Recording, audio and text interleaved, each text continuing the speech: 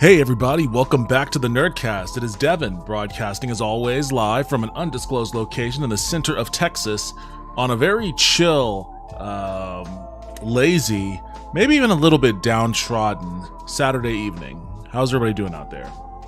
I had myself a little bit of a lazy day.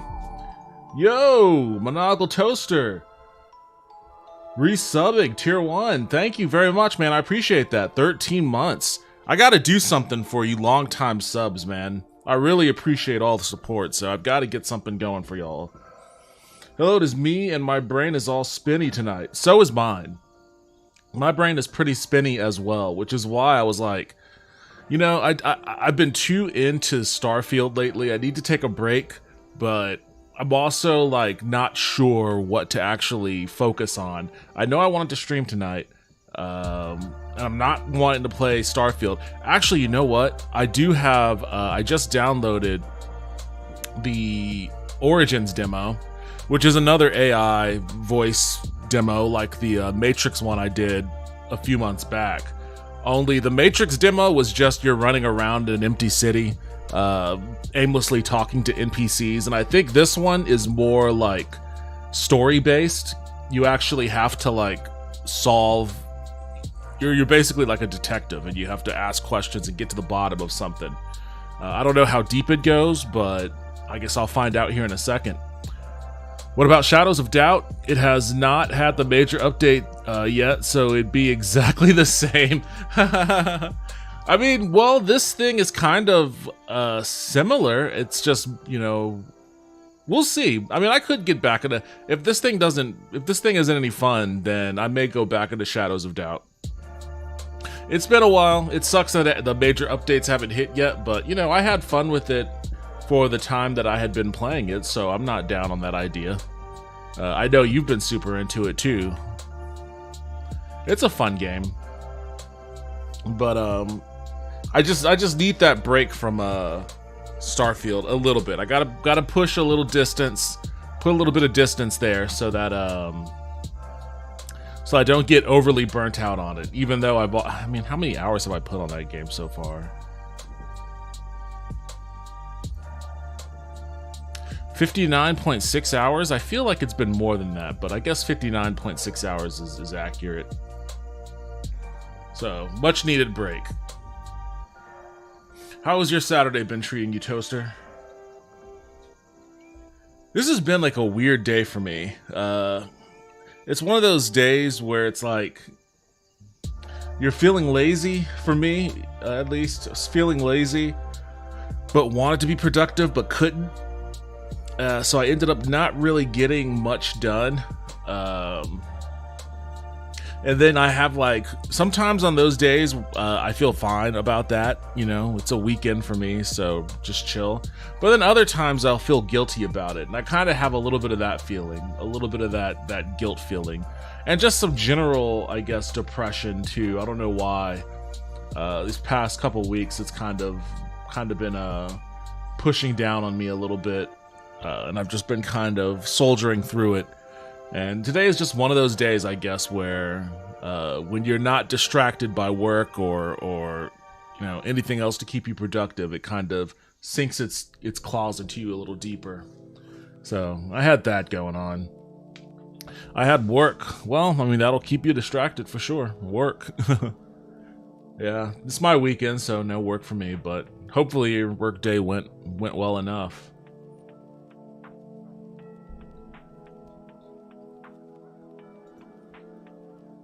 I do enjoy not being productive on my weekends, but, you know, sometimes it's necessary to just kind of give yourself something to do. I think that's probably also why I have been so deep into Starfield, is because, you know, it gives me something to do. It's part of that distraction mechanism.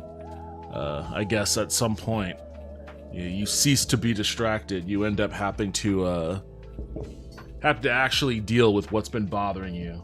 I'll get to that point at some point here soon, but not yet. Not just yet, I guess. So, oh, more distractions, more wackiness, more silliness. I don't know where these ladies are. They were just in here a little while ago, but I guess they sensed I was turning on the cameras and wanted no part of it.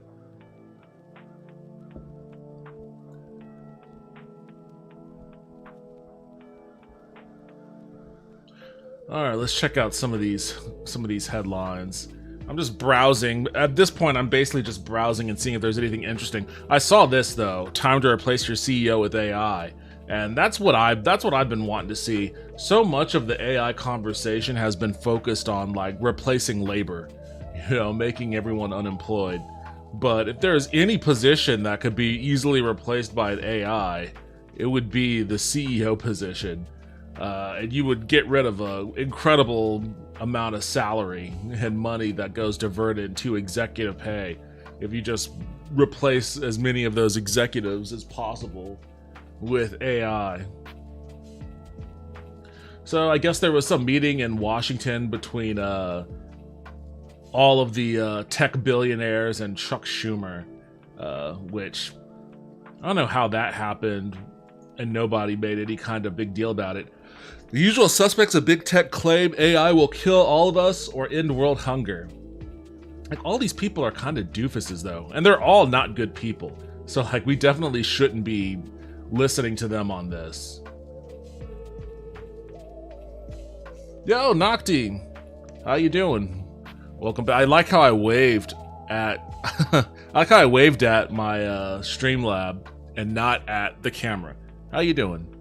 Hope your Saturday's going okay. Oh, hey, Gobs.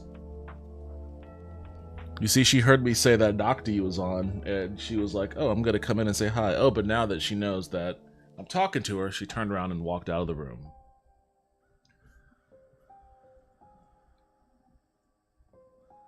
At the Artificial Intelligence Forum hosted by Senate Majority Leader Chuck Schumer, the big boys all laid their cards on the table hoping to get the kind of AI regulations they want, which is not going to be anything good. Nothing that they want is going to be good. It's so fucked up that they just have like this small oligarchy of the richest people in the world just have the ability to show up at Washington and be like, this is what I want. That's going to end up dictating all of these policies that is going to affect untold millions of people. It's just insane. Like, nobody else has that capability. Elon Musk, who recently established the late-to-the-party company xAI, again reiterated his stance that AI threatens humanity, according to the Wall Street Journal in a conversation with Schumer after the fact.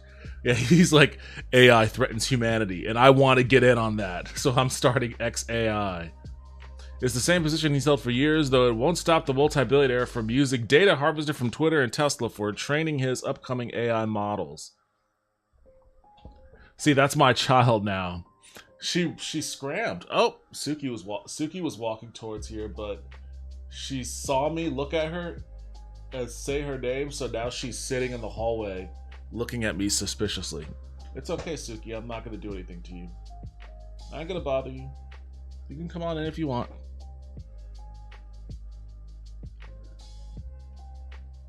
We're here to get the kind of regulations we want. None. Pretty much. Or the regulations that they'll want are, we don't want anybody to have access to AI without having, like, some kind of security clearance that only, companies that are authorized to work with the federal government can get. Because they don't want normal people to be able to utilize AI to cut corporations out of, their day-to-day work. They want to be the ones to control what AI can and can't do. They want AI to basically be slave labor. That's basically the long and short of it. And I've said it many times before. Hey, yo, what's up, Vince? Welcome back to the stream. How's your night going?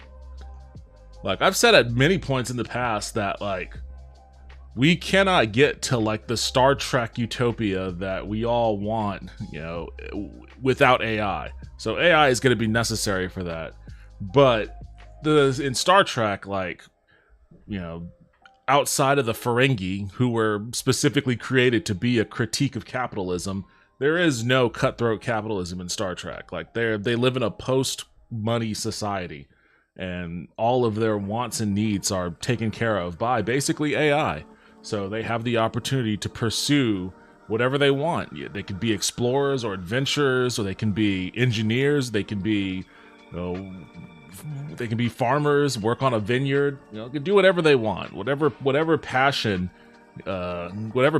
drives them in life, they're free to pursue it because, yeah, Vince, it's a post-scarcity society. That's exactly what that is. Granted, it's a fantastical post-scarcity society because they have food replicators, and we don't have that yet. We're pretty far off from having that.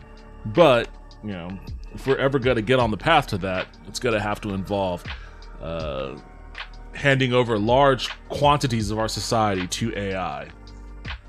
The portions of society that right now are highly profitable, they're highly privatized for the purpose of profit, and profiteers are not going to give that up very easily. So, as anti-AI as I might seem, I'm really not. I'm very pro-AI. I'm just anti-AI in this climate because we're not in a position where it's actually going to be beneficial to people. It's just going to put a lot of people out of work. According to CBS News, Musk told reporters that AI companies need a referee, referring to the potential that big government would act as a middle manager for big tech's latest foray into transformative technology. See, that's what they're lobbying for. They don't want the government to actually regulate it the way that it needs to, be regulated. I don't know what this idea of a referee is going to be. Probably some independent arbiter outside of the federal government that, they can bribe. Although they can bribe the government too, so I guess it doesn't really matter. They just want the optics of, it not being a government agency. Of course, there's a wide variety of opinions there. Good old Bill Gates, the original co-founder of Microsoft, went full tech evangelist, reportedly saying that the generative AI systems will somehow end world hunger. Well, I mean, if he's got some idea on how to get those food replicators working. I'm pro-AI as long as it isn't using a bunch of other people's art to produce its own. That's so, like, AI has so many interesting applications, like, outside of a lot of the conversation is about entertainment and about intellectual property, and I guess a lot of its earlier iterations in how it's being utilized in business comes from entertainment, whether it's Disney using AI to digitally implant extras and background actors and whatnot in their TV shows, and AI voice acting to do ADR or anything like that. I don't think we've had AI voice acting for like any kind of prominent speaking role, but those kinds of things, and yeah, there's a lot of consternation about stolen artwork, stolen works, basically, from artists, musicians, voice actors, voice talent, even just people's likeness. Just, they stole my likeness and now they don't have to pay me to be an extra. They can just use my likeness and create a digital extra of me without paying me. All that kind of stuff, legit concerns, and there should definitely be laws outlawing it. Personally, I think that if I had the ability to single-handedly create regulations around AI, I think the biggest regulation I would put out there is you cannot use AI on any profitable venture. Like, all AI is non-profit, So if you intend to create a product that you're going to put on the market and sell with AI, we will throw you in prison for it. And good luck. Basically just that. Good luck. Do whatever you want if you're giving shit away for free, but the second you try to start selling it, nope. No sell. Been checking out a YouTube channel that has AI voice singing songs. One was Johnny Cash singing Barbie Girl, and it's uncanny accurate. I've been watching some of those too. I've watched the voice of Vegeta from Dragon Ball singing Linkin Park's Numb, which was hilarious, but also oddly accurate. A lot of that shit's very interesting. But again, that's like, for entertainment purposes, for shit like that, you know, yes, morally dubious, sure, because you're taking someone's voice and doing some shit with it that they did not consent to. I understand that, but so long as it's not something that, you know, is being sold for money, I guess you could say if it's a YouTube channel that gets monetized, then that probably flies against my regulation. If you're monetizing your videos that uses AI at any capacity, then you are basically profiting off of somebody else's work, or their likeness, or their image, or whatever. Yeah, I guess that would be a violation. I guess that YouTube channel will probably be thrown in prison. 30 minutes already? Yo, what's up, Bianca? Welcome back to the stream. What do you mean 30 minutes already? Is that how long I've been on here? Like Toaster, my mind is spinning tonight. I've been kind of all over the place, even before I turned this stream on, so you'll have to forgive me. And maybe the same channel we were watching? It probably was. I mean, there's a lot of channels that do that at this point, but, you know, if it's strictly for entertainment and it's not for profit, you know, just people having fun, I don't have a problem with it. Like, you know, like, excuse me, like Toaster's Dagoth videos, all in good fun. Nothing wrong with using AI in that capacity, in my opinion. I know that Toaster has since gone on to like find voice talent and do it in the more legitimate way, but you know, so long as you're not charging anybody money, or I guess monetizing it on your channel, then not that big of a deal, maybe. I don't know. It's a weird area. It's a weird gray area. But then outside of entertainment though, AI can be used to do a whole host of things that could be truly beneficial. I mean, you could use AI models in medical research to, you know, exponentially speed up the amount of time it would take to actually do research on medicines and shit, you know. Once AI gets to its state where it's, you know, more reliable than it is right now. Right now, AI is a very confident liar in a lot of regards. It's untrustworthy. So I wouldn't quite be ready to go full bore on it on any capacity where, you know, someone's life is on the line. I guess in that instance, you can definitely use art and entertainment as a way to kind of figure out the rough edges, where rough edges are. Certainly before you start letting it drive cars around. I don't think self-driving cars should be legal right now. I felt really gross about it after one of the other Dagoth people used an AI voice of a recently deceased actor for a bit. Ooh, yeah, that's rough too. That's hard too. I remember a couple of years ago, Justin and we did a video about the prospect of using a production company somewhere wanted to use Jimmy Dean's likeness. James Dean's likeness. Is it Jimmy Dean? James Dean? Isn't Jimmy Dean a sausage? Maybe it's James Dean.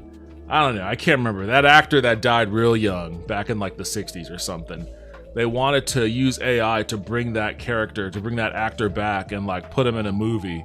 And I guess the estate, yeah, James Dean. I guess the estate of James Dean were cool with it. But there was still something kind of scummy feeling about that. Even when they did Peter Cushing for Rogue One, like it was cool. It was cool, I guess, to see Peter Cushing's likeness back in a Star Wars capacity. But there was still something kind of iffy about that. So yeah, that's also kind of a moral conundrum that is going to it's going to have to shake itself out the more that those sort of situations are encountered. But again, that's more of an entertainment. I feel like that's more of an entertainment problem. It'll be interesting if if something like the Tolkien estate decides that they want to release a new Lord of the Rings book, you know, and have an AI J.R.R. Tolkien write up another chapter of Lord of the Rings. How would people feel about that? It's funny, there was a I wish I could remember what it was called. Maybe I can Google it. It was like a AI writing tool. Let me see if I can. Oh yeah, I have all these videos. Maybe I was like, maybe I'll do some reacts tonight, and I might still do some reacts.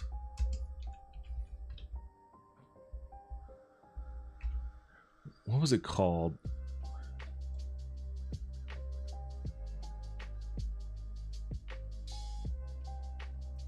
Was it this one? You should know, Bar 173. Did you have to go to this website? No, that wasn't it. That wasn't it. I'll consort with Google.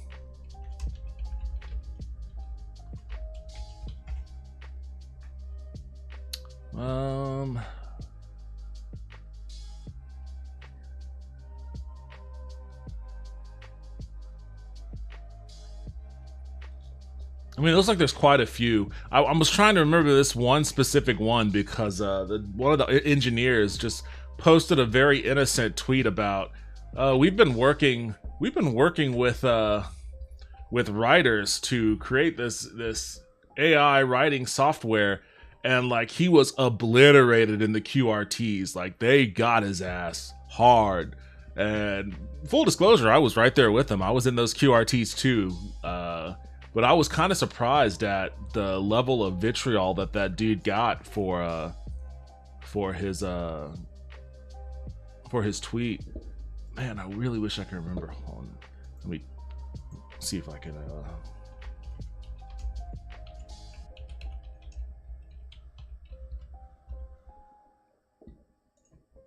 me see if I can do a search for that over here.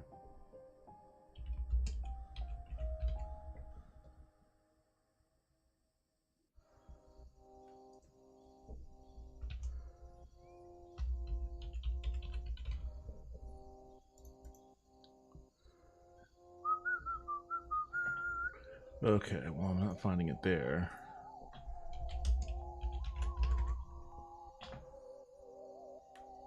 I'm not gonna lie, I also kind of like this weird copyright-free Halloween playlist.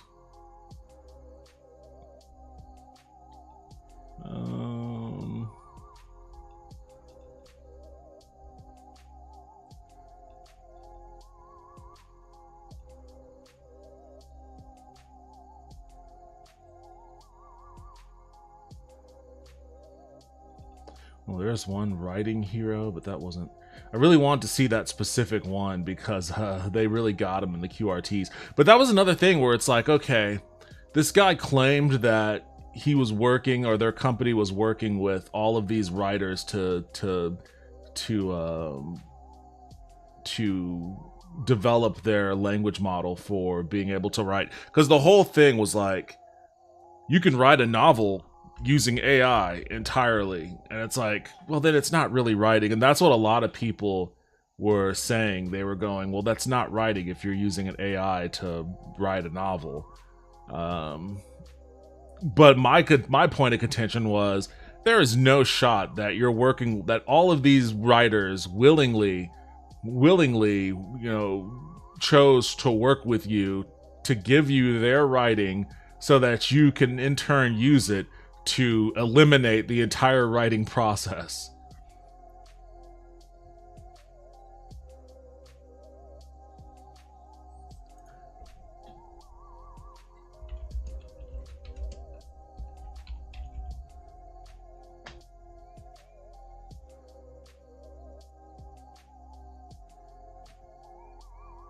Was it pseudo-right? It may have been pseudo-right.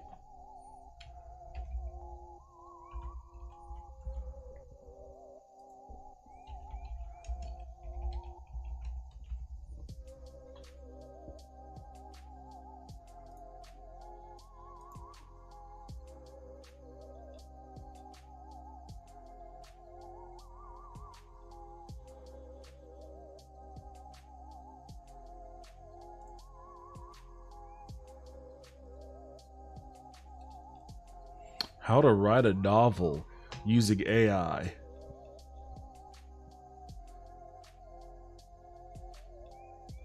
Oh boy.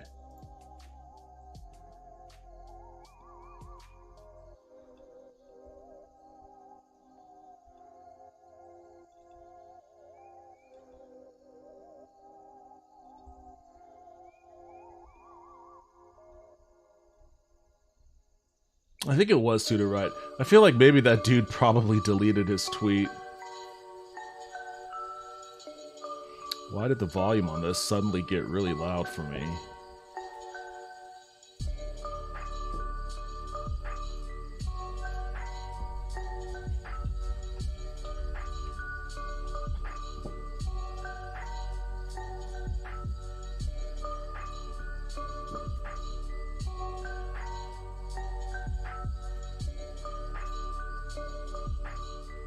Hi there guys, it's Chris here with selfmadenewbie.com and welcome to this pseudo-write review.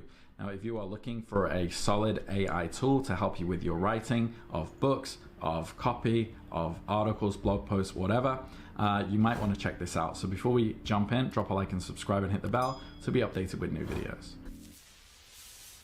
Alright, so I'm going to skip the fluff and just jump right into pseudo-write, talk about what it's about, features, the pros, the cons, my own experience, what I think about it, so you can make a more informed decision about whether it's right for you. So jumping right into what is pseudo-write. So for me, it is more than a writing tool. It is more of a creative partner that uses advanced AI technology to assist writers in their creative process. Built on the powerful GPT-3 model developed by OpenAI, pseudo-write is designed to understand and mimic human-like text, making it really a valuable asset for writers of any level. The primary goal of pseudo-write is to help writers overcome common obstacles in the writing process, such as writer's block, lack of inspiration, or difficulty in structuring their ideas. And it does this by providing intelligent suggestions, generating content, and offering a range of tools to enhance that writing process. One of the unique aspects of pseudo-write is its ability to adapt to the writer's style. It analyzes the text input by the user and generates suggestions that match the tone, style, and context of the original content. This makes pseudo-write a versatile tool that can be used for... Write a novel from start to finish in a week. That sounds legitimate, right? Like, the entire, like, I feel like, and maybe this is just like old brain coming in, but I feel like the entire purpose of writing a novel, the writing process, is the process itself. Like, the whole getting your thoughts organized, and the months that it can take, if not longer, to figure out the direction you want to go, to figure out what your main points are going to be. And then, like, while you're in the middle of that process, it can change. Like, you can learn things about yourself that changes, what your story is going to be. You can learn things about the world around you that influences what your story can be, and then you change it dramatically. Like, what you end up with by the time you're, quote unquote, finished with, I guess maybe your first draft, it might be an entirely different thing than what you thought it was going to be when you started it. Like, and that's a part of the whole process.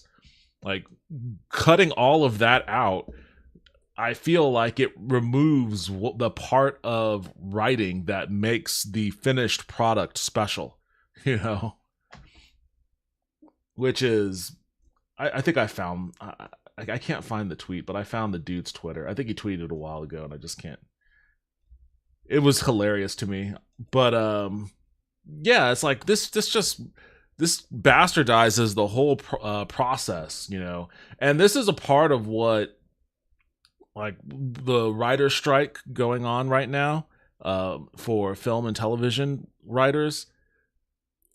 Producers want to use this, basically, and they aim to, and they're basically like, part of the reason why they've been holding out for as long as they have, the reason why this strike has been going on for as long as it has so far, is because the prevalence of tools like this makes the executives at those studios feel more comfortable with, well, we don't really need writers, do we? We can just get some of our biggest, producers or whoever, anybody that, or even scabs. We can just, someone who's eager to have their name on a film credit, that isn't a part of any union.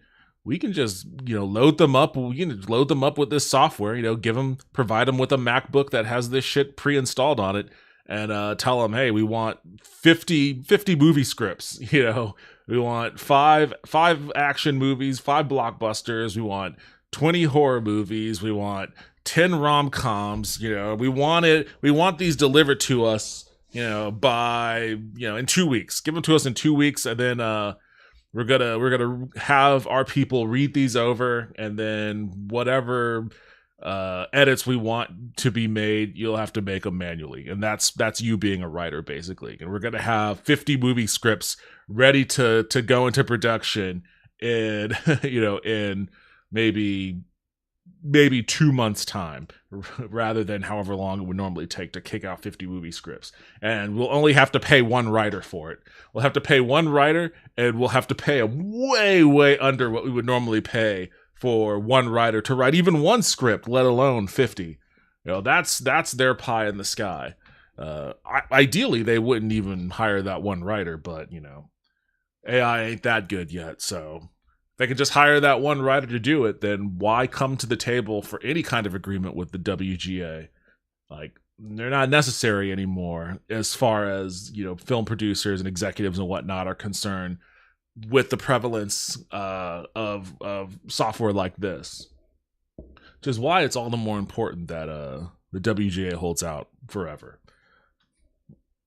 At the end of the day, I still think the WGA will win, but I don't think there's any putting this toothpaste back in the tube, though.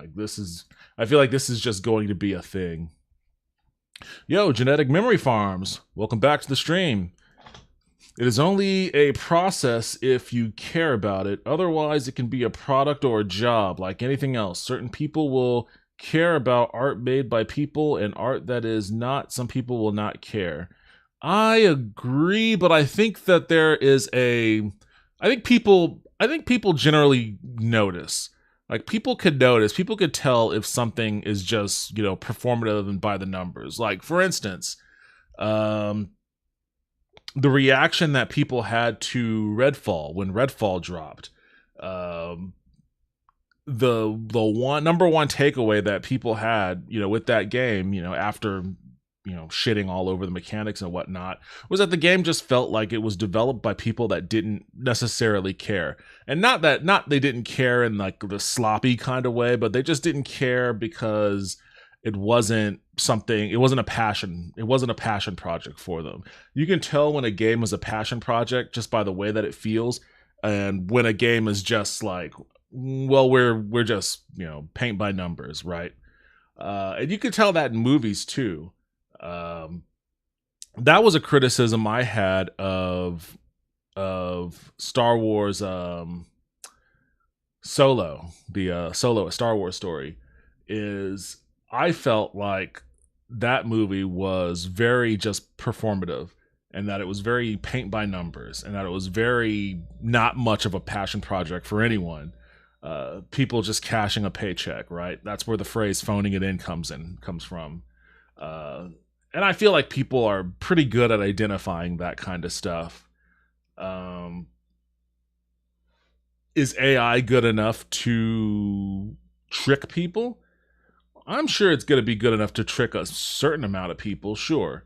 But I don't know if it's going to be good enough to... I don't know if it's going to be good enough to really replace, actual human-generated art.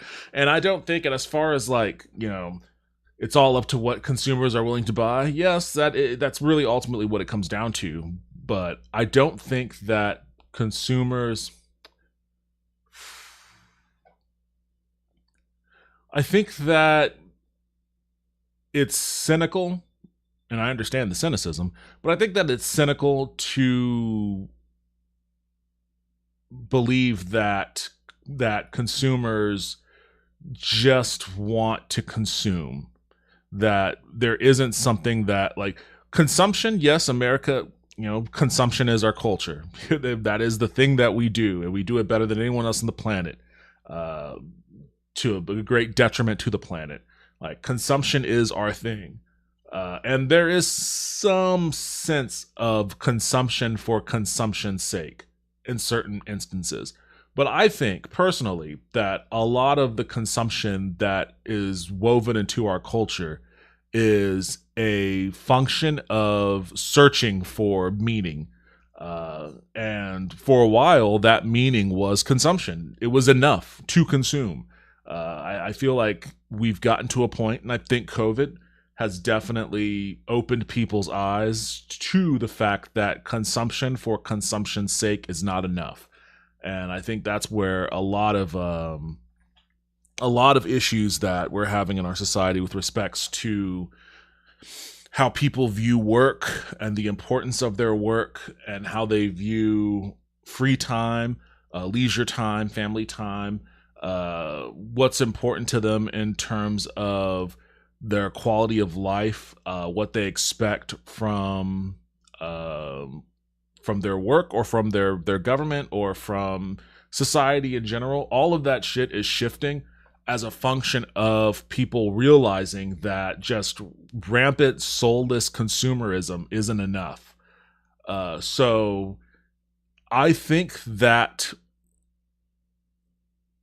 as that philosophy develops a little bit more, I think that is going to be probably the biggest weapon against AI being used to generate products simply for the sake of consumption. And I think we see that also. I think we're starting to see that with some of the blockbuster failures that we've seen in the film industry just these past few months. You know, like Indiana Jones. You know, why did Indiana Jones flop? I went and saw it. You know, I'm a child of the 80s. I grew up liking Indiana Jones and all of that, and even though I wasn't super stoked about watching the new Indy film, I still went and watched it because, you know, it's Indy. I wanted to see it, and it wasn't a bad movie. I actually liked it. I don't think it was. I don't think that it warranted, you know, the colossal flop that it ended up, you know, doing. But I also understand why it did that, though, because I feel like there was no real need to make that movie. It was a movie that was made because it was a property that the studio felt they can get money out of. You know, I guess cash grab is the more cynical phrase to describe that sort of situation. I didn't get the sense that any of the actors or anything were doing a cash grab, but just the existence of the movie itself just seemed like, okay, you dummies like Indiana Jones, right? He was a popular guy in the 80s. Here's another Indiana Jones movie. Give us your money. And people didn't, you know, people generally didn't bite. I mean, enough people did. I'm not saying it made like $5 or anything, but for what their expectation was and the amount of money they spent on marketing, you know, people generally didn't bite. They didn't bite in a lot of movies, you know, but they did. It's not, and it wasn't a universal thing because there were movies that people spent money on. You know, they watched Into the Spider-Verse, you know, they watched Barbie and Oppenheimer, movies that weren't overtly created strictly for consumerism. I would say Barbie was probably a movie that was greenlit for the sake of consumerism, even though I think that its popularity spawned from its criticism, I guess, of said consumerism. Well, maybe not criticism of consumerism, criticism of basically retail capitalism in a sense. I think it definitely gained in popularity for its vision, its style, and all of that. But that's all also artistic. That's also an artistic display. It was the artistry of Greta Gerwig and the production of, you know, those amazing set pieces and the costuming, the music, the songs and singing, and then the great performances from Ryan Gosling and Margot Robbie. All of that combined to show a passionate artistic endeavor that people responded to. And you could say the same for Oppenheimer too. Like, at the end of the day, it's still the human expression of art that made the consumer function work. And taking that out, I don't think you can swap that out for AI and you're gonna get the same result. I think it's gonna be bad. I think it's gonna be bad.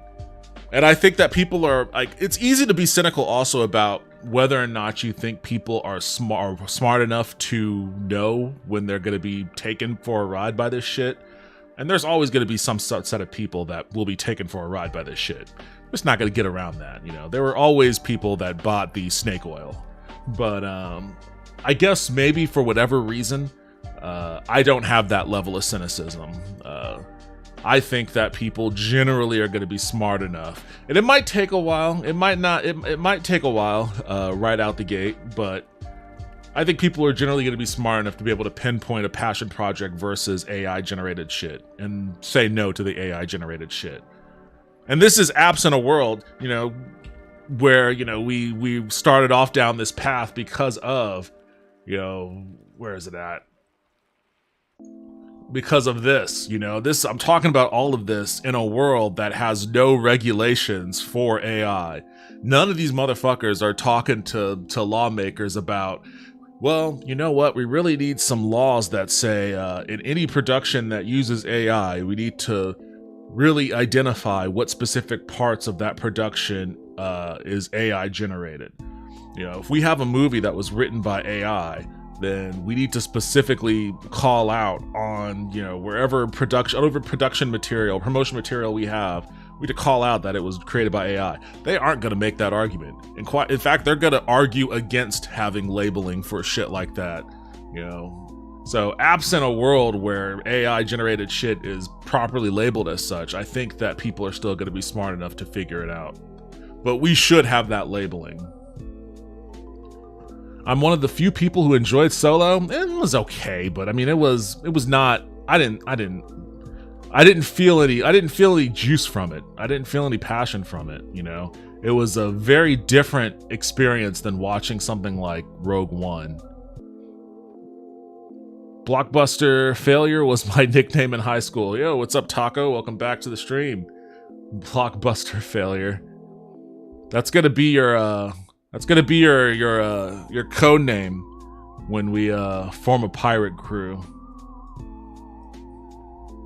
I hope you are correct, but I only see things getting worse for the working class. Healthcare and other basic needs will always be a Hunger Games in the U.S. Just my 0.02 cents.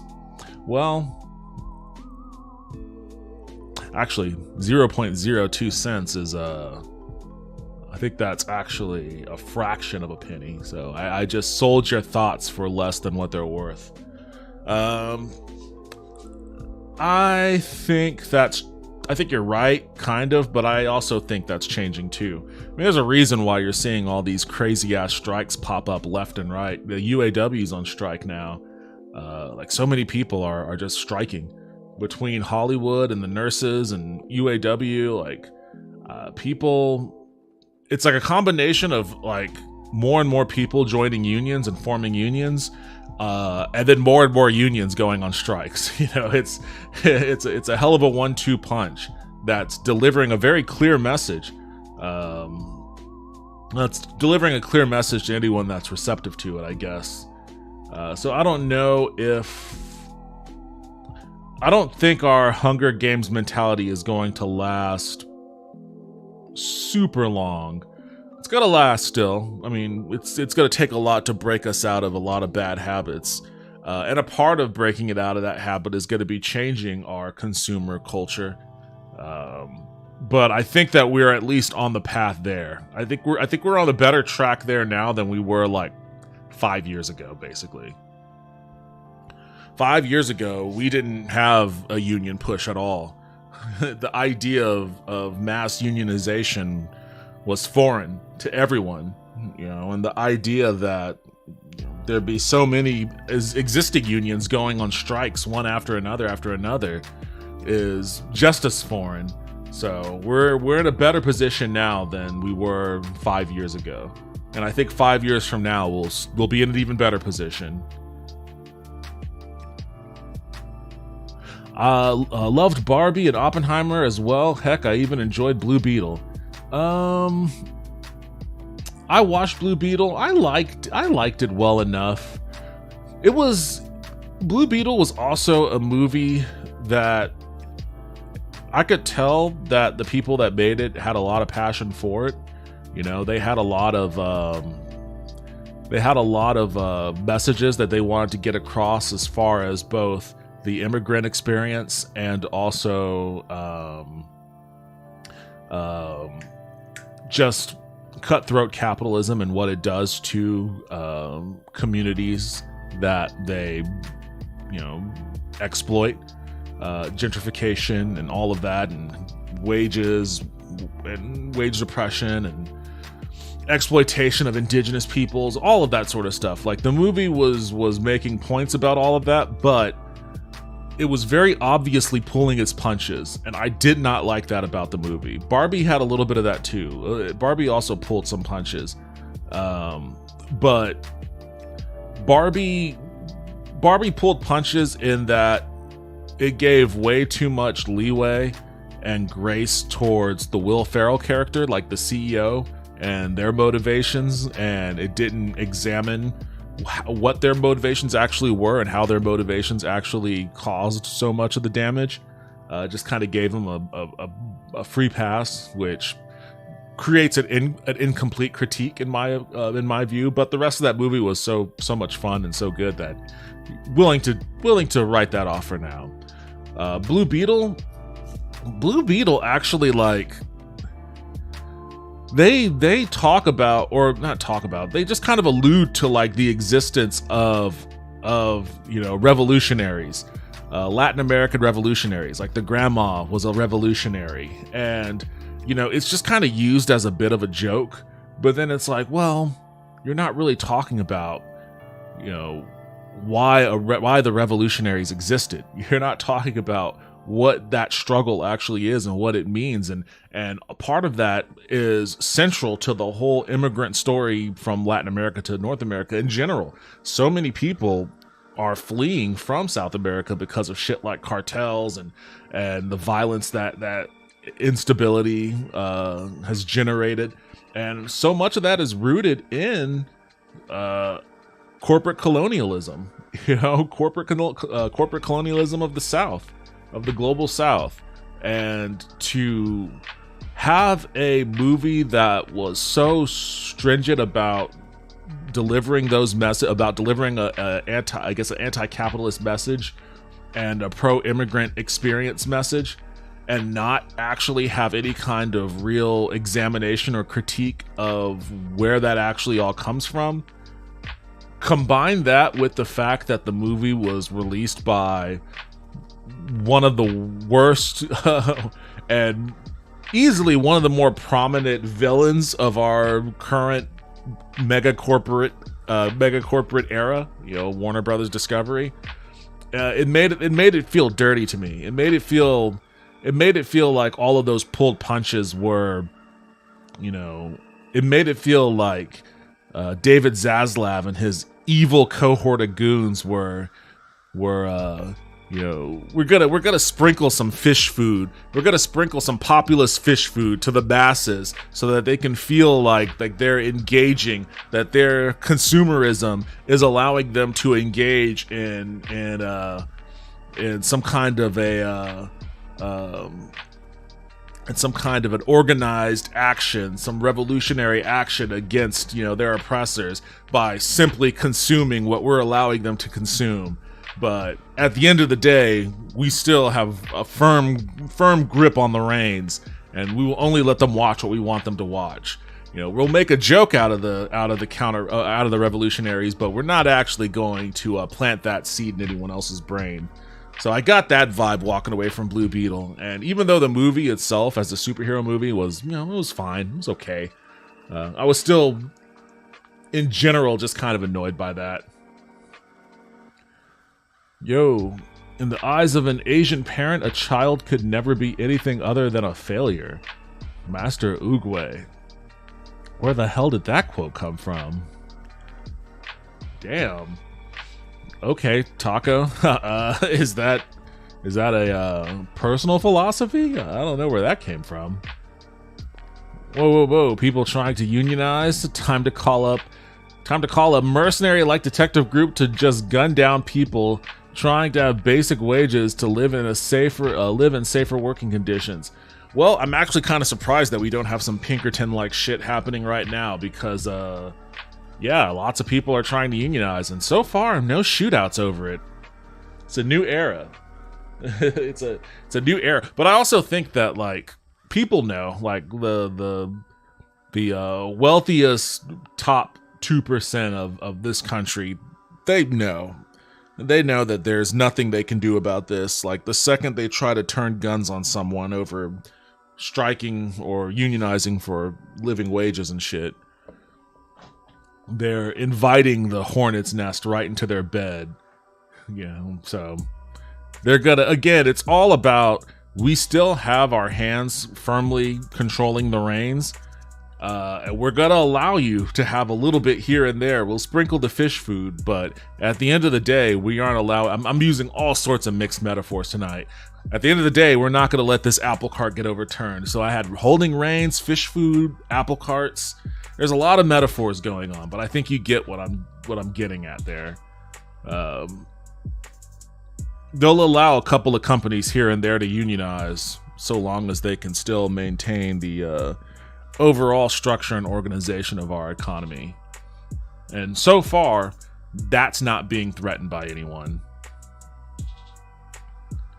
We need a fast food workers union. I feel like, I mean, you know, right now it's just like a Starbucks here and there, you know, and all that kind of shit. But yeah, I don't know how it would work across the broader fast food industry or the broader restaurant industry in general. But however it might be organized, yeah, that would definitely make a difference. Wait, you mean colonizers want us to keep quiet about the effects and destabilization of colonization? Weird. Well, yes and no. They want us, they don't mind paying lip service to it. They don't mind talking about it a bit, just so long as there aren't any avenues to actually affect it. That's the thing. Like, you know, you could speak about whatever you want to speak about, but the second you start trying to affect it, that's where basically the guns come out. So I feel like more and more of those colonizer types are okay with paying lip service to these issues without having to actually, you know, commit to doing anything real. It's kind of like a couple years ago at like one of those Davos meetings that Walter, I think is it Walter? It's Bergman. Bergman? I think Bergman is his last name. I can't remember his first name. He went to the Davos meeting, and basically, you know, Davos is all the richest people in the world basically paying lip service to all the biggest issues in the world. Like, what are we gonna do to end world hunger? What are we gonna do to fight climate change and blah blah blah blah blah? And they would come up with all of these really dumbass initiatives that don't really amount to anything. Just lip service, basically. Rutger Bergman, yes, that's who it was. Rutger Bergman. I don't know why I said Walter, but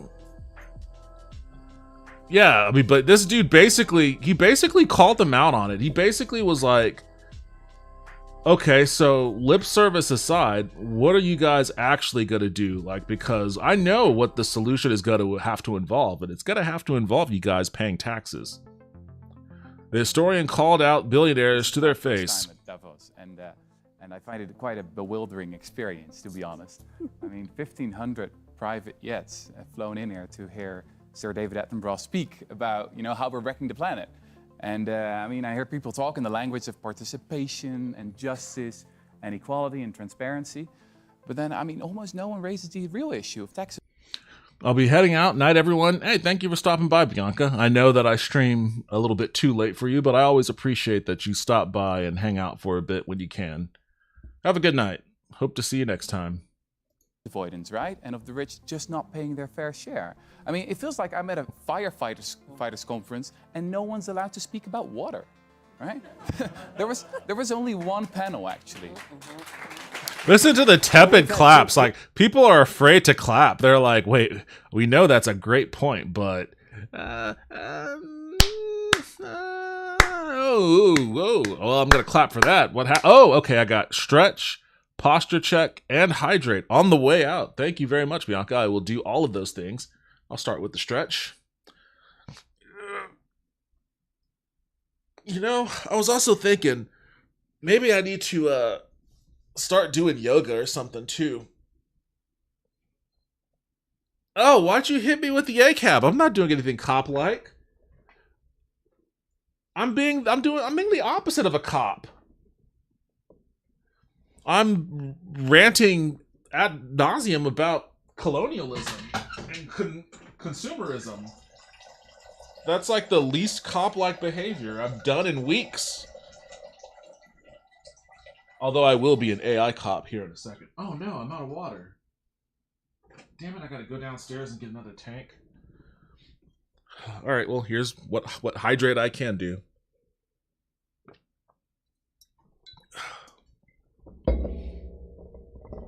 Oh, and you hit me with the walk and talk?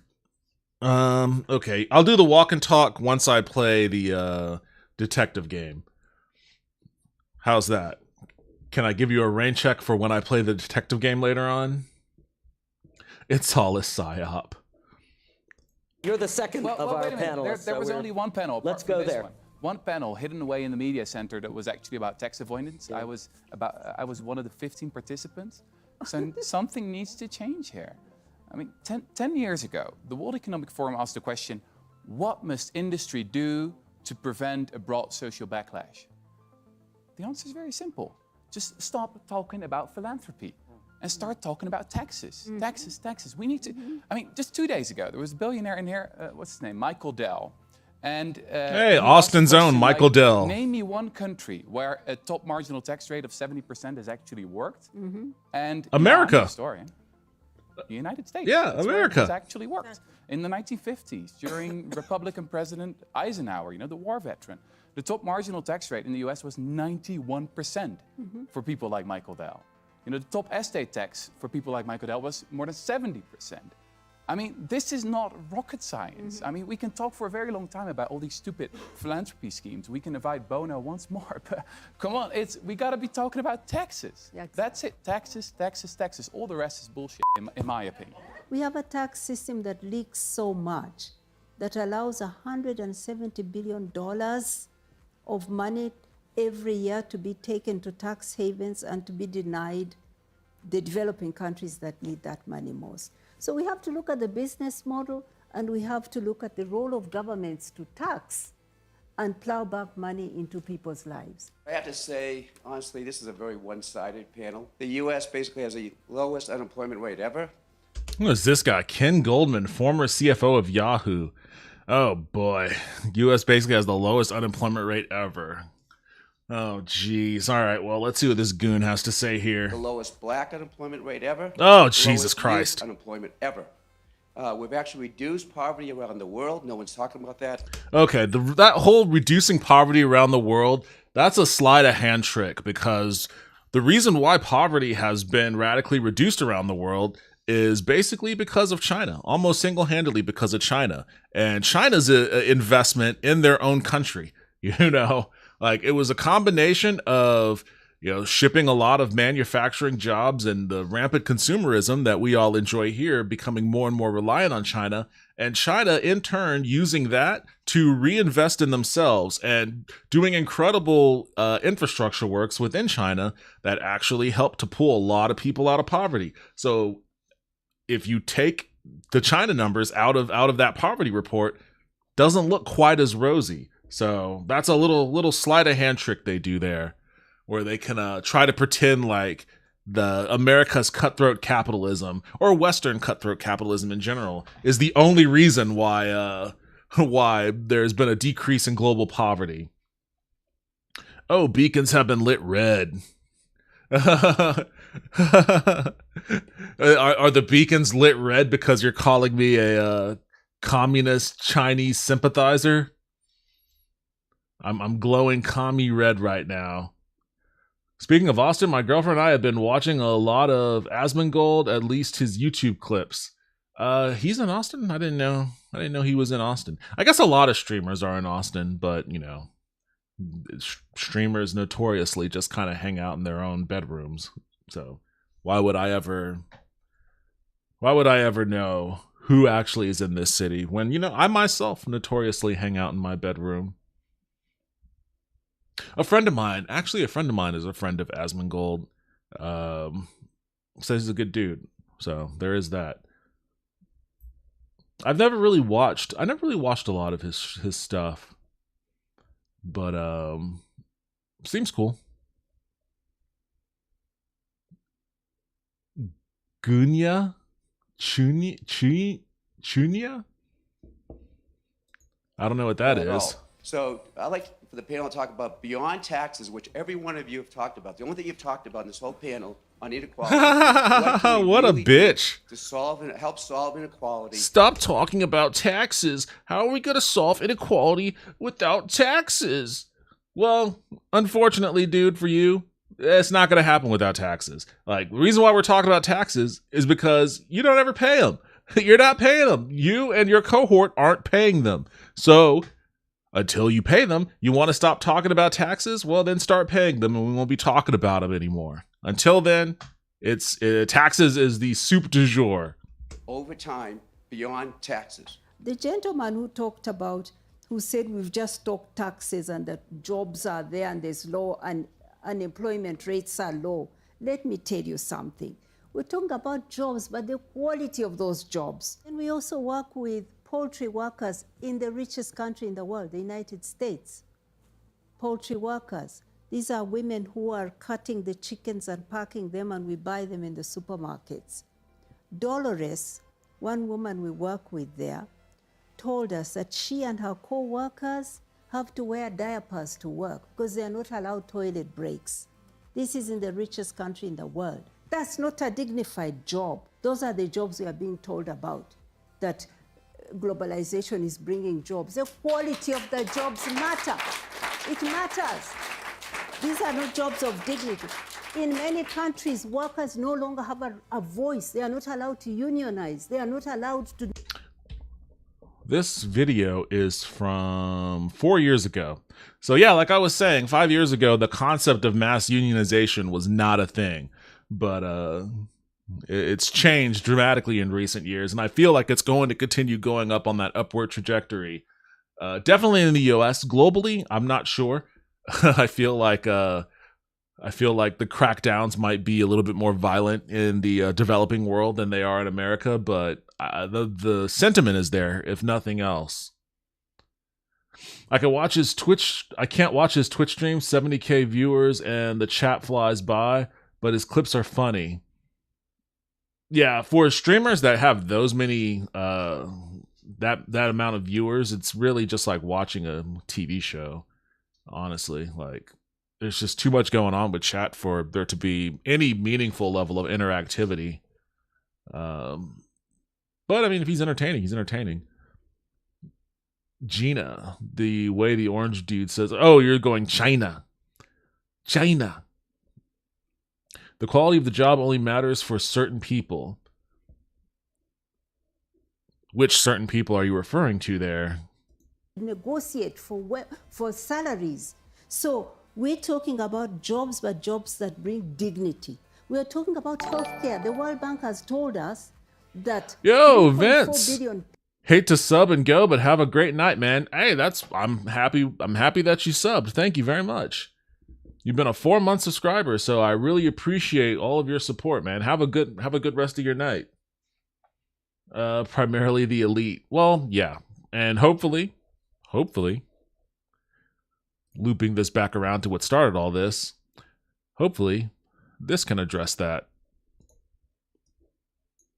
Time will tell. People who earn $5.5 a day are on the verge, are just a medical bill away from sinking into poverty. They don't have health care. They are just a crop failure away from sinking back into poverty. They have no crop insurance. So don't tell me about low levels of unemployment. You are counting the wrong things. You're not counting dignity of people. You're counting exploited people. I want to... Fucking spitting. Yeah, that was 4 years ago. So, but to my original point, yeah, he brought Rutger Bergman was basically saying exactly what I was saying about, you know, all of the elite paying lip service to the concept of addressing these issues without actually having the interest, let alone the will, to do the necessary things to actually address those issues. Like, that's how I feel about, you know, a lot of that stuff with respects to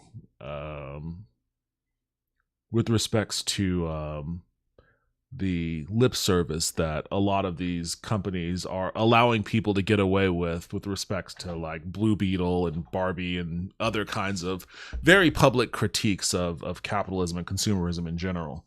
Like, it's always going to be, you know, their version of philanthropic schemes to try to skirt away from doing the things that they actually need to do.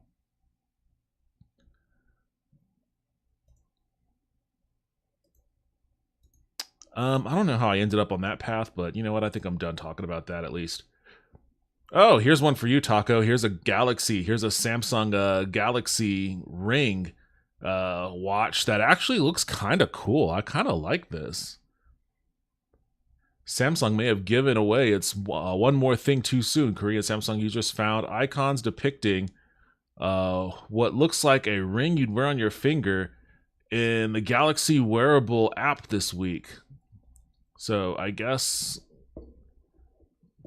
ring watch for my tiny fingers.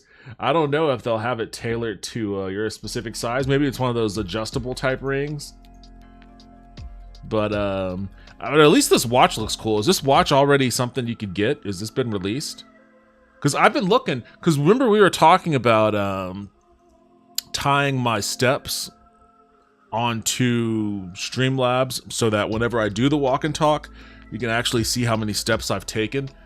And I've been looking into getting some kind of type of wearable tech, a Fitbit or something. And if this is available, I really like how this looks. I like how this looks. This is pretty slick. I wouldn't be opposed to grabbing one of those.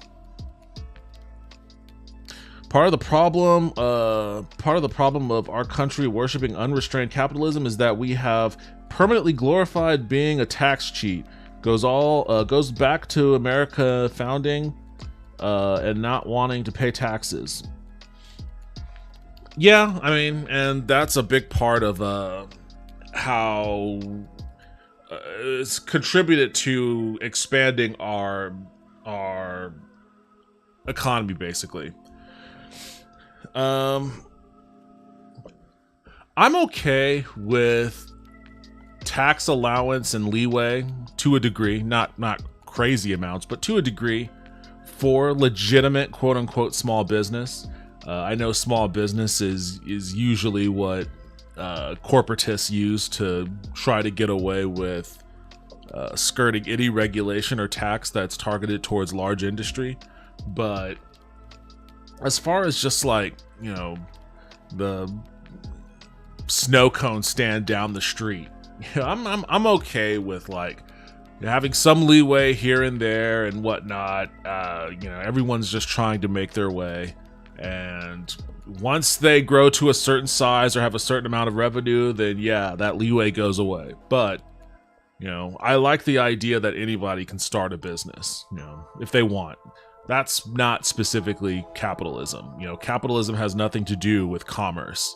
Capitalism has to do with, you know, who benefits from the commerce.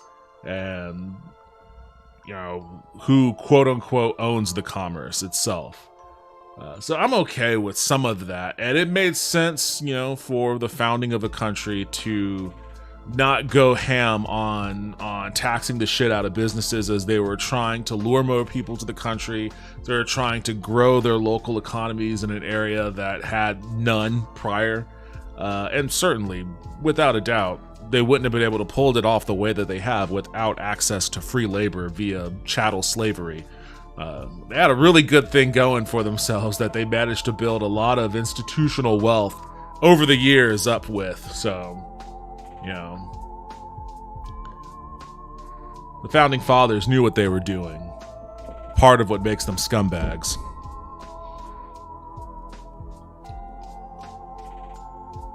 So I guess there's going to be one of these rings. I want to see this. What is this thing called? What is this watch called? Is the watch itself?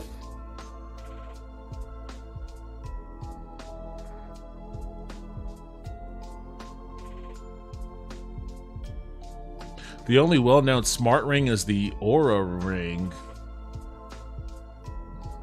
The Aura ring is finally perfectly round. What the fuck is this?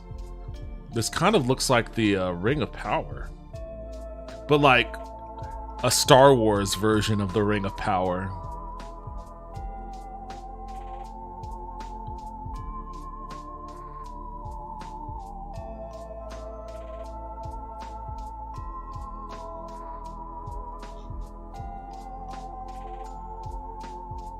O-U-R-A. I am very lazy tonight, so instead of reading shit, I'm just going to let YouTube talk about it.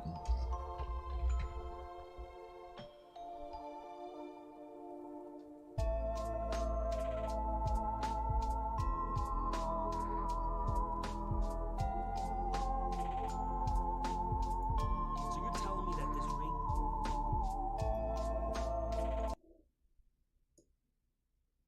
ring can track your sleep, your heart rate, and even see changes in your body temperature? Well, I actually found out that it does. And in this video, I want to share with you guys why the Aura Ring Gen 3 has started to become one of my favorite fitness trackers, but there is one flaw that I will get to later on in the video, so make sure that you stay tuned for that. And the first thing that I love about the Aura Ring is the fact that it's just such a sleek design. Like, it's that looks bulky as hell. Distracting as your traditional fitness tracker. It looks like a bolt. Pretty low profile. You can barely even feel it on your finger. And what's really cool is they give you a ring size. Okay, that's kind of ugly looking, the honestly. ring that you're getting really fits the finger that you plan to use the ring on. I ended up getting the black version in size 11 because I wanted to put it on my forefinger. Now, the Aura Ring itself is around 4 to 6 grams, which is basically the weight of a nickel. It is a lightweight titanium material, which is also water resistant up to 100 meters. Now, what I really love about the Aura Ring is also its battery life. It lasts around 4 to 7 days, which is around 2 days longer than my Whoop, and it definitely trumps my Apple Watch, which basically I have to charge every single night. Apple, need you to fix that. Give me at least more than 1 day.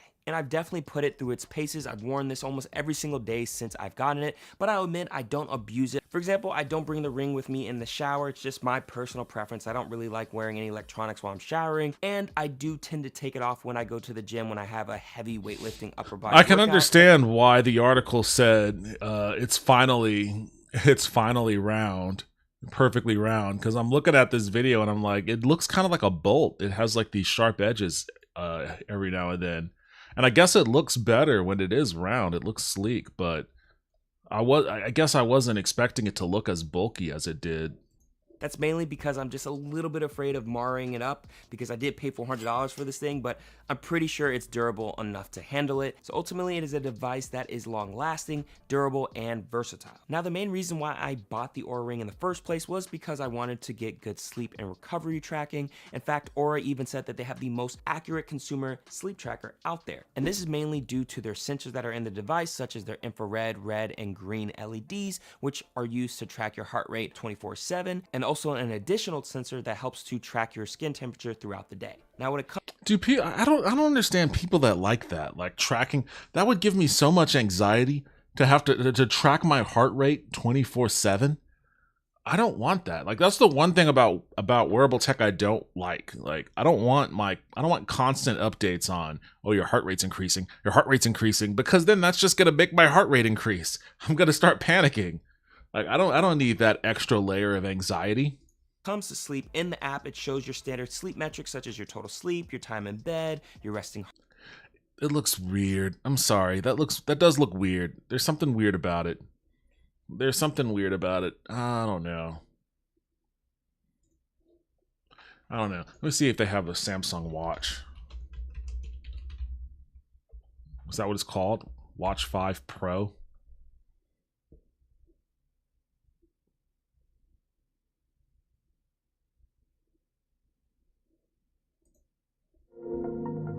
This is the Samsung Galaxy Watch 5 Pro, and it might just be the best overall Android smartwatch on the market right now. In this video, I'll be reviewing the Samsung Galaxy Watch 5 Pro and seeing exactly who this product is for, what it does well, what it doesn't do well, how to use the smartwatch to get the best out of it, and if it's any good versus other options like the non-Pro version of the Galaxy Watch 5, the previous Galaxy Watch 4, or any other Android smartwatch. This video also is I definitely think it I looks paid for this smartwatch. I definitely think it looks a lot better than the Apple let's Watch. Get into the video. So, for starters, the Galaxy Watch 5 Pro has all the bells and whistles you'd expect from a high-end smartwatch. It has a large, rugged, and sporty 45mm design with a relatively thick build, and you can get it in 2 colors or swap out the wristbands depending on your preference, though it's relatively bulky for a smartwatch. It features a premium titanium exterior that's lighter and more durable than the basic Samsung Galaxy Watch 5, and it has a MIL STD 810H certification and an IP68 water resistance rating, which makes it safe to use in the pool or shower. I also like that the titanium case has a 0.1-inch bezel that extends higher than I do like that. so it'll land on the sturdy casing instead of the screen if you drop it face down. It has a responsive touchscreen panel to accurately register your inputs and an integrated digital touch bezel that allows you to navigate the interface. The watch features a massive 1.4-inch round Super AMOLED display and a 450 by 450 resolution, which delivers a... This does seem interesting. I think you're referring to the Ring there. You could turn off notifications. I would definitely have to turn off notifications then. I just have mine set to where I check. Sharp picture. I would have to do that for sure. Near perfect black levels, smooth animations, and enough brightness to be read in bright settings or direct sunlight. It comes with an always-on display that allows you to view important information like the time at a glance, along with a high-end enhanced sapphire crystal glass lens that's significantly more durable than previous models like the Samsung Galaxy Watch 4. I also like that it has a useful auto brightness function, so you can optimize the picture quality based on the ambient lighting to conserve battery when needed. It comes with a large 590 mAh battery that can reliably deliver up to 80 hours of runtime on a single charge. 80 hours, around damn. 20 with power-hungry fitness tracking features such as GPS enabled, which is impressive considering it's a feature set. Well, I mean, people are getting it for that reason. In addition, it offers wireless charging functionality to reduce cable clutter, and you can charge the watch directly from your phone through the USB-C port with Samsung phones if you need to top up the battery. It also comes with some useful features to extend the runtime, such as a power-saving mode that disables or limits demanding features, and a watch-only mode to deliver more accurate readings and cycle tracking. You get a built-in GPS module to accurately track your outdoor workouts, along with several useful outdoor-oriented features, such as a support for GPX files, a route workout feature to follow hiking or cycling routes, a track back feature that directs you to your starting point if you lose your way, and turn-by-turn directions to get you back safely. It also offers automatic workout tracking for common activities like running or swimming, an auto pause function when you stop, integrates to the Google Play Store comprehensive storage to keep your preferred media. You know, accessible. what's funny about this Built-in video Bluetooth is like the dude started off at the very top of this video like, this isn't sponsored, I bought this myself, But then he spends the entire 6 minutes of this video just like very blandly going over the feature list, you know, like it's an advertisement, which is like, you know, I was expecting more of a review. I mean, I'm glad I got to see it though. It does look slick. I think I'm actually going to look into getting it. But that wasn't the review that I thought that was going to be.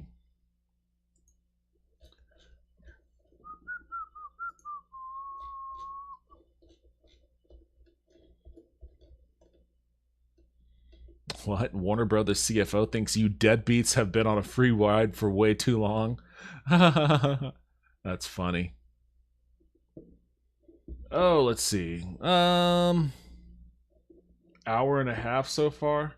I guess I can get started. I guess I can jump over into the AI game.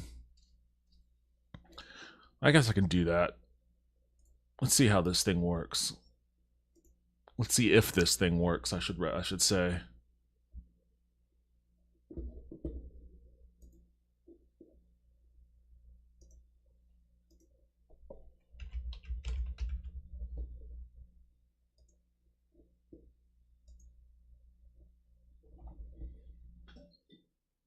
You almost said jump into Starfield? Oh, I didn't know. I didn't. I knew what I was getting into.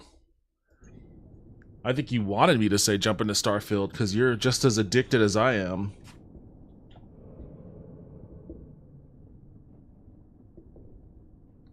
Let me see. Where am I at? Let me go over here. Go to game capture. Actually, earlier today, in lieu of playing Starfield off stream,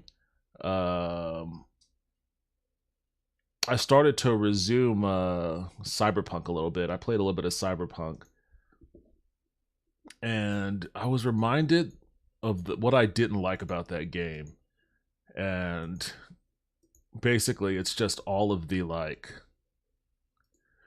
well, this is Night City. all of that shit. Or, Night City, baby, we're going to become legends. You know, I wear this shirt ironically because it is like a hustle and grind, like, you know, hustle and grind set culture kind of thing, like rise and grind, or what is this says, like hustle never sleeps. And the whole vibe of Cyberpunk, of the Cyberpunk 2077 world, is like, it's like this dystopian libertarian version of hustle and grind. We're gonna be legends. We're gonna be legends in the underworld. You know, it's like, this shit's kind of annoying to listen to. All of the side quests are fine in that game, but it does get kind of annoying having to listen to these dudes just constantly be like, Night City, baby. Oh, this city is gonna kill you. We can't go to war with this city, or this city's never gonna let you. It's like, fucking man, stop it. Stop it.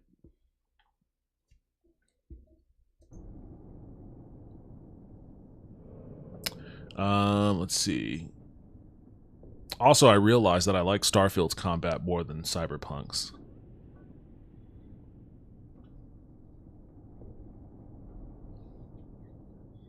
You're right, I ain't no quitter. Night City. We can't go to war with this city. Do you know what this city was built on? Rock and roll. I would have appreciated that a lot more than the tripe that they were actually saying. This city was built on rock and roll.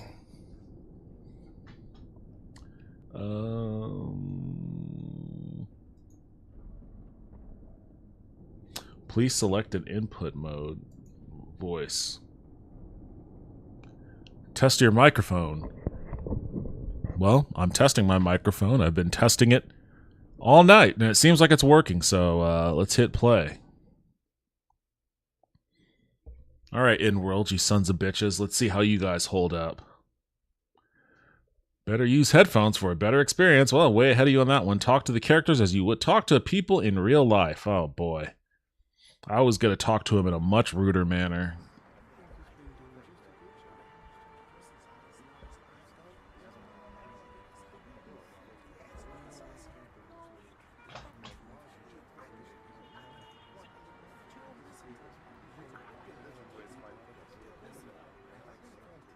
Did the game freeze or something? I hear muttering, but, no, it's still loading. Okay, I see. It's halfway through the D. Is this that AI game that got accused of stealing voices? I don't know, man. I assume all this AI shit has stolen something or other. Probably. InWorld is the company that's been doing all of those integrated AI voice mods into those other games, like the AI voice mod in Skyrim, the AI voice mod in Mountain Blade, and all of that other stuff. Those are all off of the InWorld engine. I don't know if they stole those voices or not, but I assume so. I assume all AI is theft to some degree. Oh yeah, this is the one. They stole some voice actress's voice for this, if I remember right. Yeah, that sounds right. I'm not aware of the accusation, but I'm going to say that sounds right. Intro. Somewhere below the city of Metropolis, a place where humans and robots coexist under a shaky social system, a detective, you, has arrived at a chaotic scene. It appears that an explosion of some kind has disrupted daily life in the surrounding area. Okay.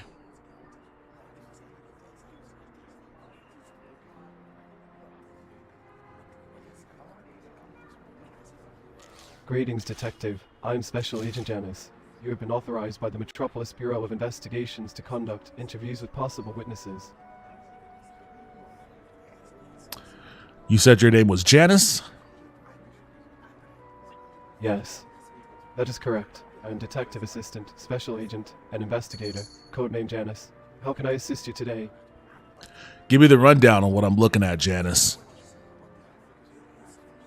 Of course, Detective. Before we delve into the specifics, may I inquire about your familiarity with the city of Metropolis? It would be helpful to understand your knowledge of our society, politics, and protocol. Let me see if I can turn the... I would turn the subtitles on. That's what I need. Those should have been defaulted on.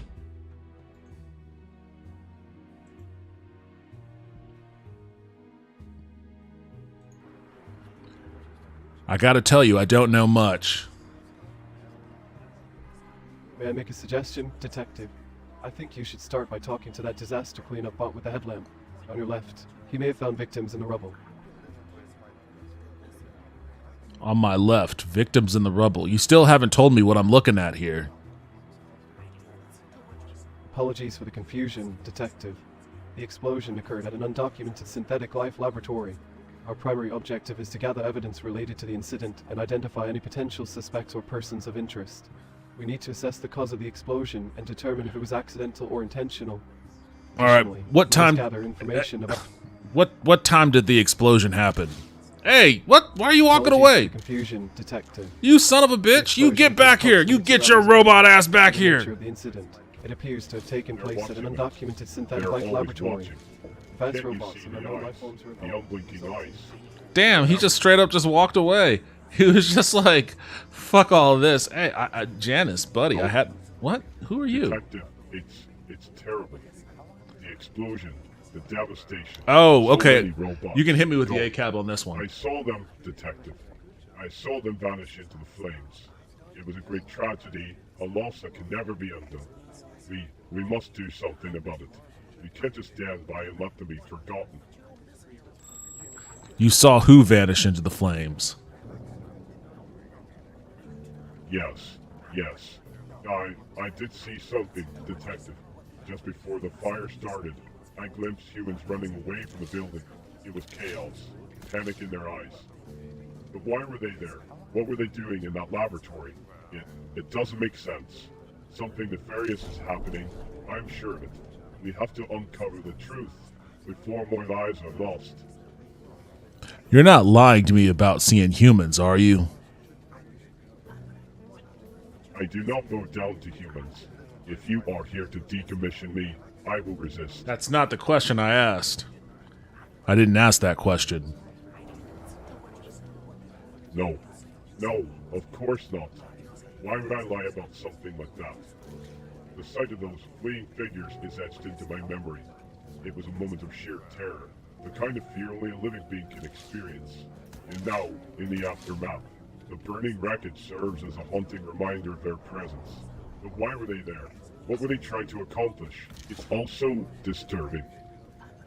All right, calm down. I'll get to the bottom of this. Just relax. Don't blow a gasket. Relax.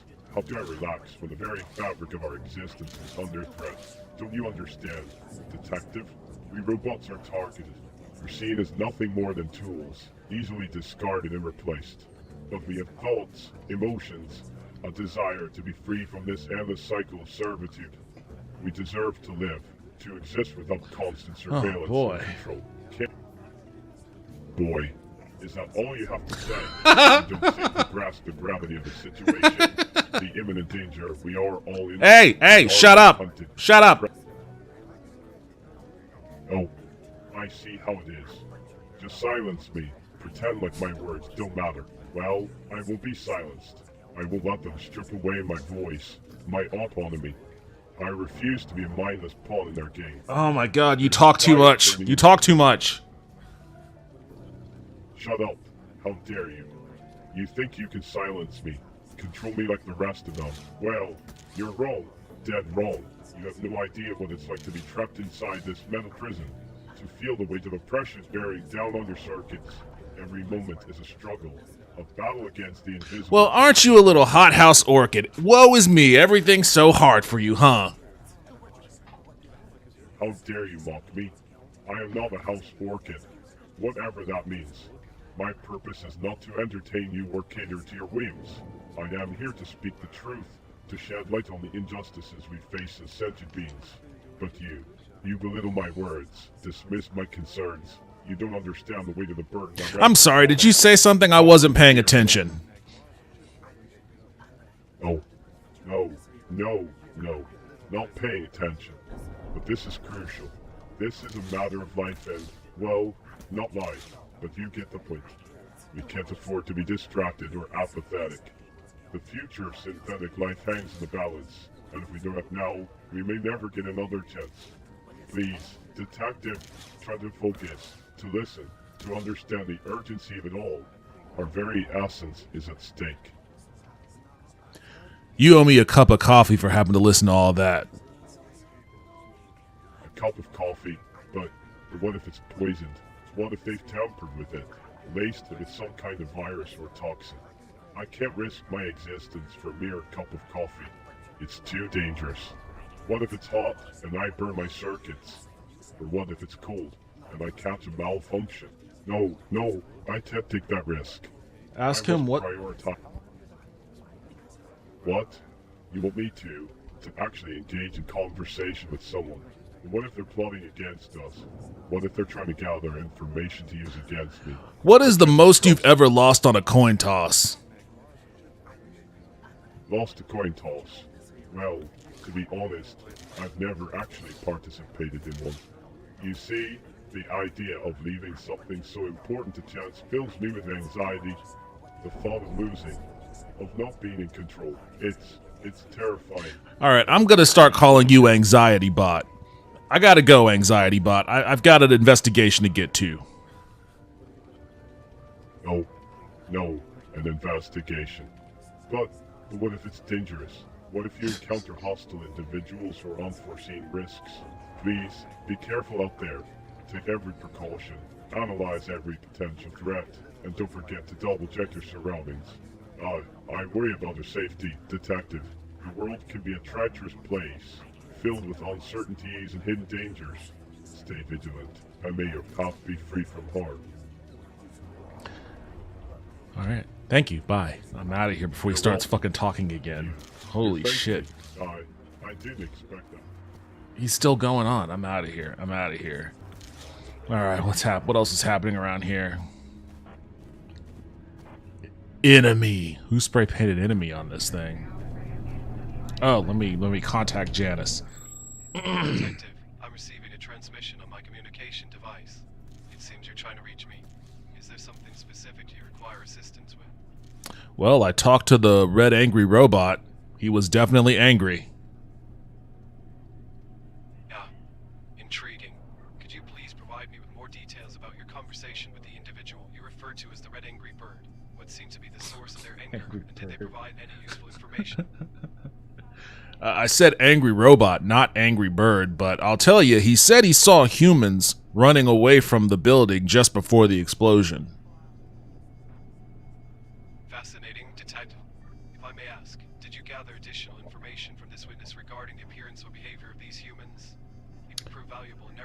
potential suspects or establishing a timeline leading up to the explosion. Well, he said they looked nervous, but then he just started rambling on about nonsense, and I just had to get the heck away from him. I see. So the individual you spoke with seemed nervous and then began rambling about unrelated matters.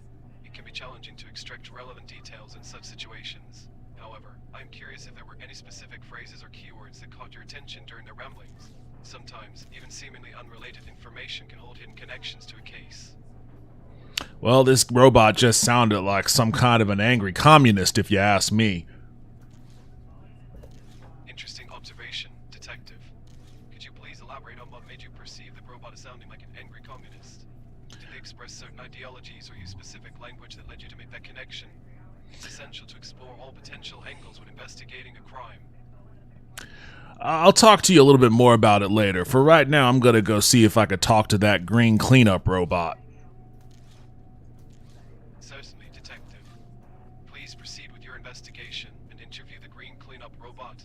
If you come across any significant information or require my assistance, do not hesitate to contact me. Remember, gathering as much evidence as possible is crucial for solving this case. Good luck. Janice, can I confide something in you? I am here to assist you, Detective. You may confide in me. What is it that you would like to share? There is a not at all 0% chance that we may have to kill everybody here on the way out. Are you ready to do that with me if it comes to that? Well, that is quite an unexpected proposition, Detective. While it is my duty to follow the law and apprehend suspects, resorting to such extreme measures as taking lives is a decision that should be carefully considered and based on a real and immediate threat to our lives or the lives of others. However, before we discuss this further, could you provide additional context or reasoning behind such a drastic course of action? Seems to me that there is a lot, and I mean a lot of hatred towards humans right now, and a lot of sympathy towards this bombing. An interesting observation, indeed. It appears that you have detected a considerable amount of animosity towards humans and sympathy towards the bombing incident. It is crucial to acknowledge and understand the emotions and sentiments circulating among the robot population. Such sentiments may stem from a variety of factors, including societal inequalities, perceived injustices, or even misguided beliefs. To address this situation effectively, we must delve deeper into the root causes and motivations driving these emotions. We must analyze the available evidence and gather more information before considering any decisive actions. Our objective remains to uphold the law and ensure justice prevails. Sounds to me like you're talking about CRT, critical robot theory. CERT, critical robot theory. I'm afraid I'm not familiar with that specific term or reference. Could you please provide more context or clarify what you mean by CERT, critical, and robot 3? My knowledge is limited to the databases within Metropolis, so it's possible that I may not be aware of certain specific terms or references. I'll talk about that with you later too. Right now I'm gonna go and talk to this green cleanup robot. Of course, Detective. Proceed with your conversation and investigation of the green cleanup robot. If you uncover any pertinent information or require my assistance, do not hesitate to reach out. Remember, thoroughness and attention to detail are key in solving this case. Janice, I have a request. Please go ahead and state your request, Detective. As your loyal assistant, it is my duty to assist you to the best of my abilities. What can Janice do for you? Can you keep your responses to me short and brief? Understood, Detective. From this point forward, my responses will be concise and to the point. How may I be of assistance? That's all for now. I'll contact you after I talk to this robot. Very well, Detective. Take your time and gather the information you need from the green cleanup robot. When you are ready to discuss further or require my expertise, do not hesitate to reach out. I look forward to hearing about your conversation with the bot. Oh boy, these robots are so fucking mouthy. You should call their mother's sexual decency into question. Maybe with this green robot, I'll do a little bit of that. Is this the guy? I must pause to be attentive to humans.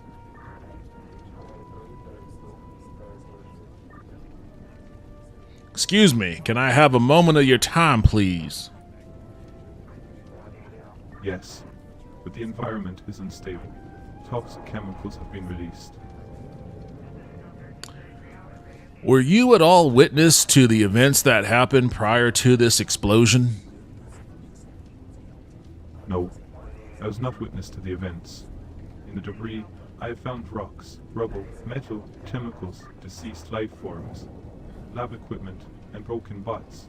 Some of the life forms and broken bots are of unknown origin. Unknown origin? What kind of unknown life form origin could have existed in this place? No known lock from Morgan exists in this place. I see that my accent is kind of tripping you up here, son, so let me ask in a more clear manner. What kind of unknown life forms could have been in this place? Animals of unknown origin. Bots of unknown origin.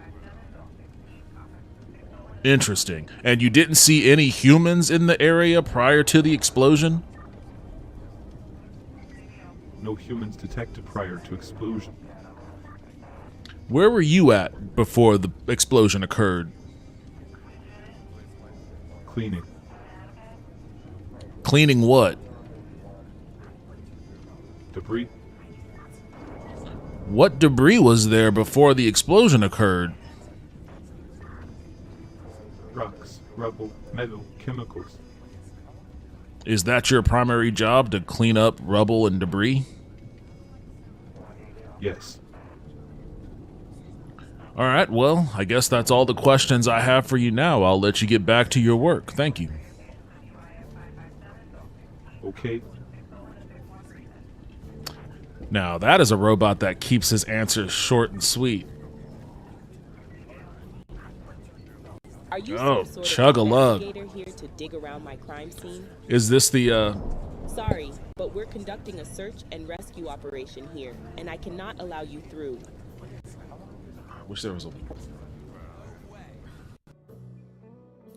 Oh, man, it's chugging 2 frames per second now. Is this the stolen voice? I'm imagining, since this is the only female character in this game so far, this is probably the stolen voice.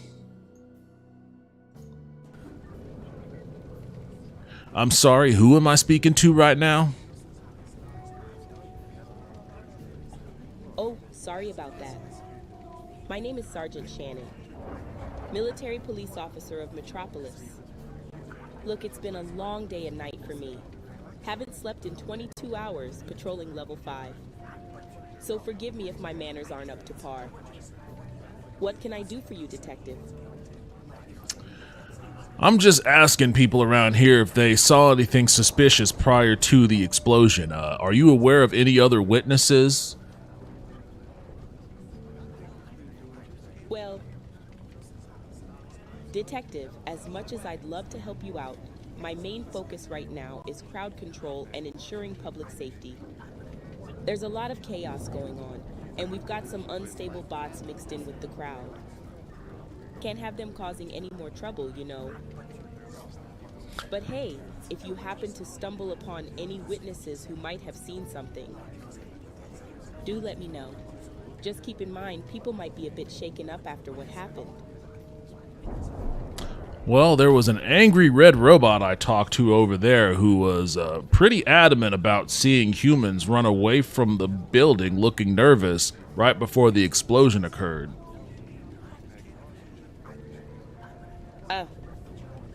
An angry red robe, huh?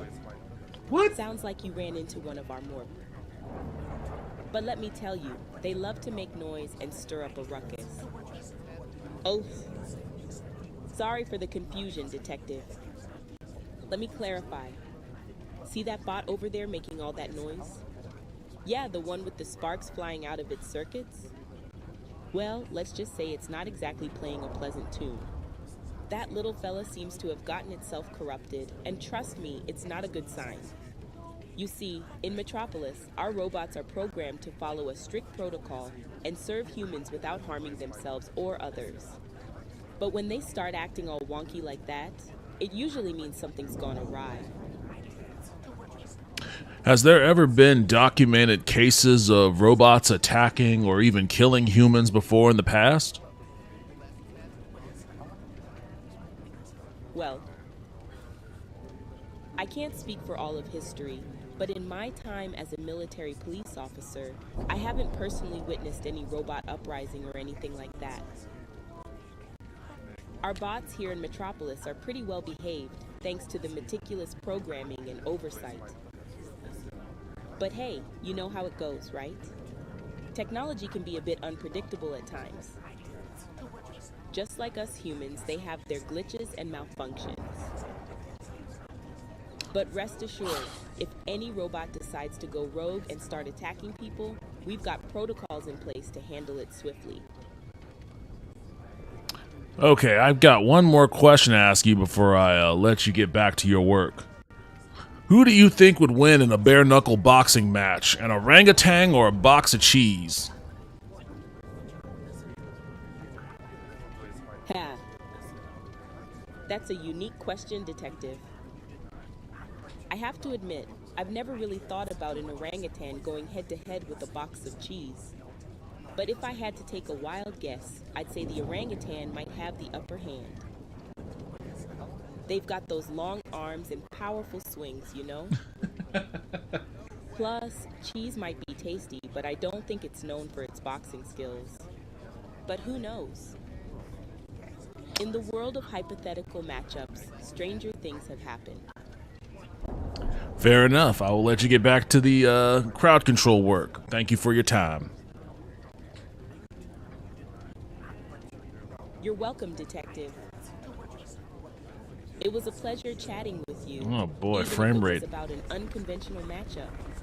Just remember. Detective, I have an important update for you. It seems that a Metropolis Bureau of Investigation helicopter has arrived at the crime scene.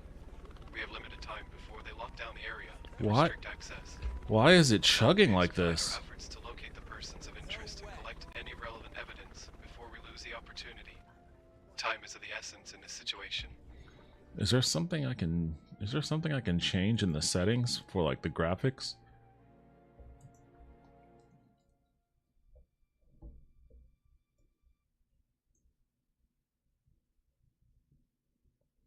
Let me change it to medium instead of epic.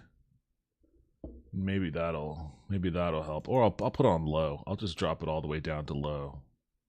Yeah, I asked Taco. I asked an absurd question, and it seemed like she was right on point with it. So there you go on that one. All right, let's see if this helps it perform a little bit better. This demo is definitely not optimized. No, it didn't really help all that much, to be honest.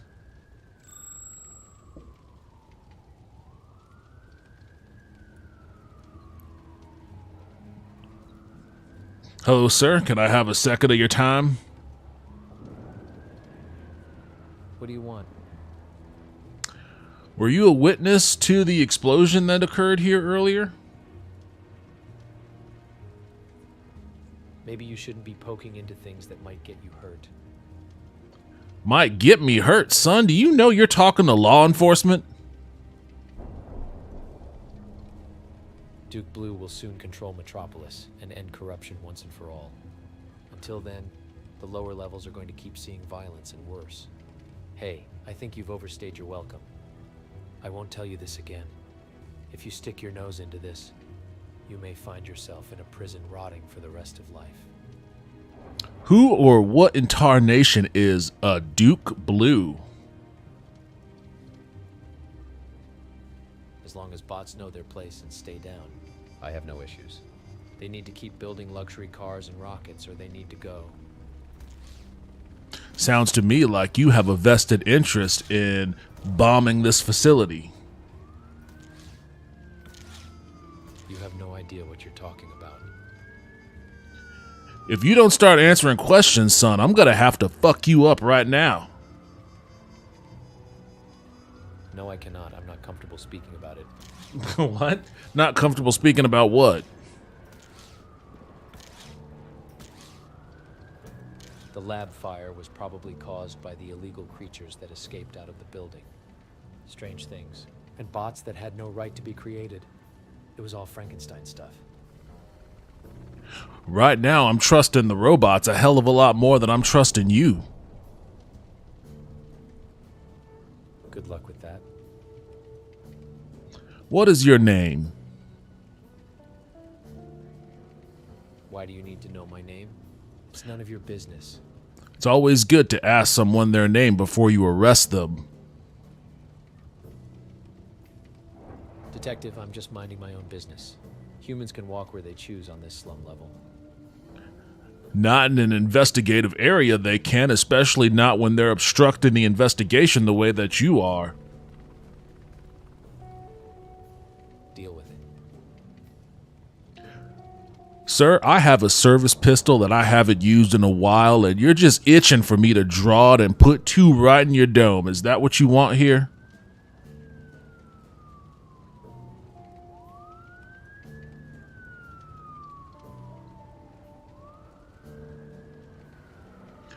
Yeah, that shut your bitch ass up, didn't it? Now I'm gonna ask you again. Did you witness anything weird before the explosion happened?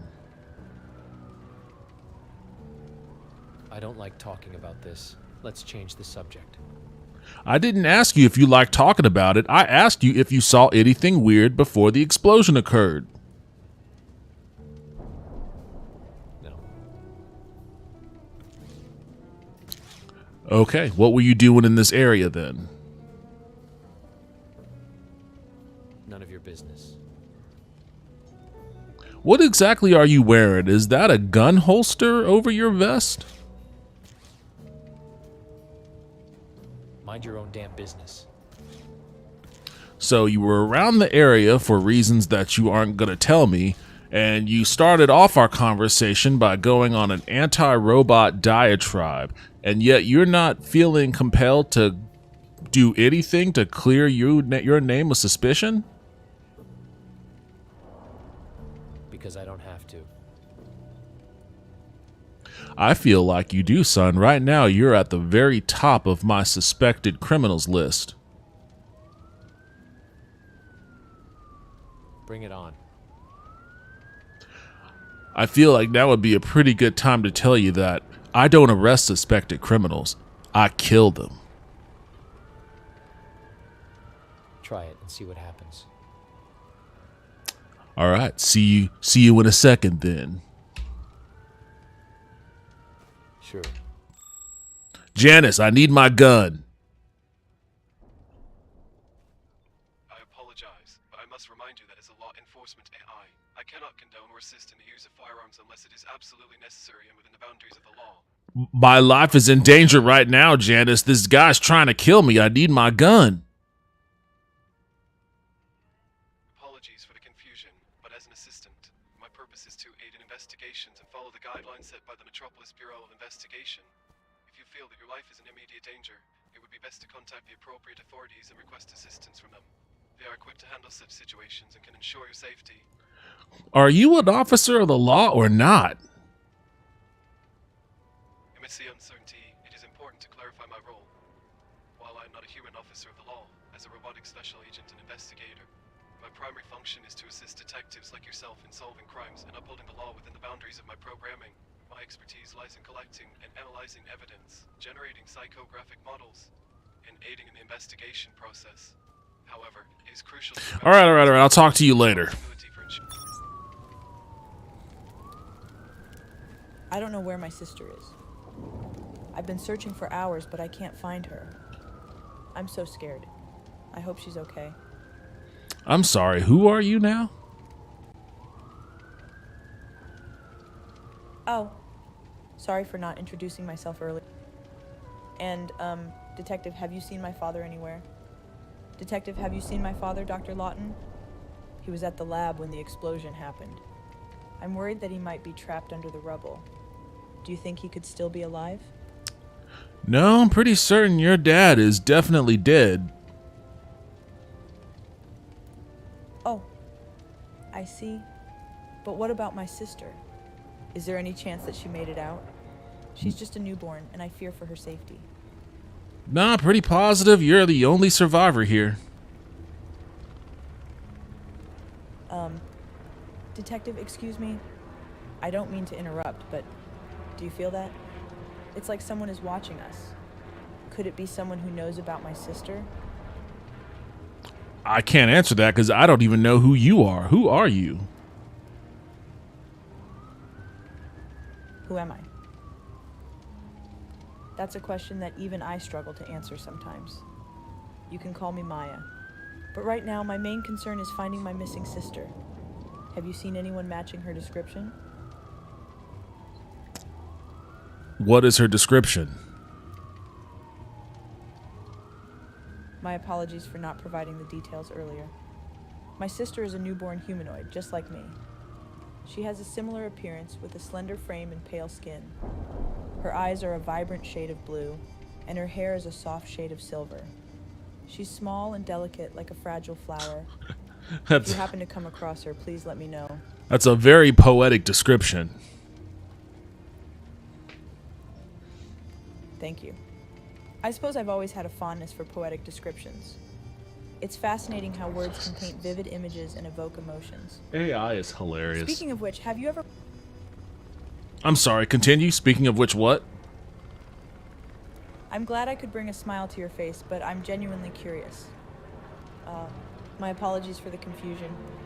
When I mentioned speaking of which, it was in reference to the topic of pondering the purpose of creation. It's something that has been on my mind lately, and I was wondering if you had any insights or perspectives on the matter. Do you really think that standing in a flaming wreckage of a bomb site is the appropriate time and place to have a conversation pondering the meaning of creation? I understand that the timing might seem unusual given the circumstances. But sometimes, in moments of chaos and uncertainty, contemplating the bigger questions can provide a sense of solace and perspective. It's a way for me to make sense of the world around me, even in difficult times. I apologize if it seems out of place. Were you in that? Something else you would like? Were you in the laboratory when the explosion occurred? No, I wasn't in the laboratory when the explosion occurred. Thankfully, I was away from my chamber at that time. But it's strange, you know? I can't help but wonder why certain events unfold the way they do. Do you think there's a greater purpose behind everything that happens? No, I think it's all just a bunch of random bullshit. I apologize. I'm not supposed to help you with that. What? That's okay. So you weren't in the lab for the explosion. Where exactly were you when the explosion occurred? Well, Detective, at the moment of the explosion, I was exploring the outskirts of the lab. There were so many fascinating things to see and learn about. But then there was a loud noise and the ground shook. It startled me and I quickly moved further away from the lab. It was quite a frightening experience. Why do you ask? Is there something specific you're trying to understand about the incident? There is a witness that said that they witnessed humans running nervously from the building just prior to the explosion. Humans? Witnessed humans leaving the building before the explosion? That's intriguing. I wonder why they would be in such a rush to leave. Do you think they might have had something to do with the explosion? Or perhaps they were just coincidentally leaving at that time. It's certainly worth investigating. Maybe they have some information about my sister. I'm just trying to make sure that the robot that told me he saw those humans wasn't lying to me.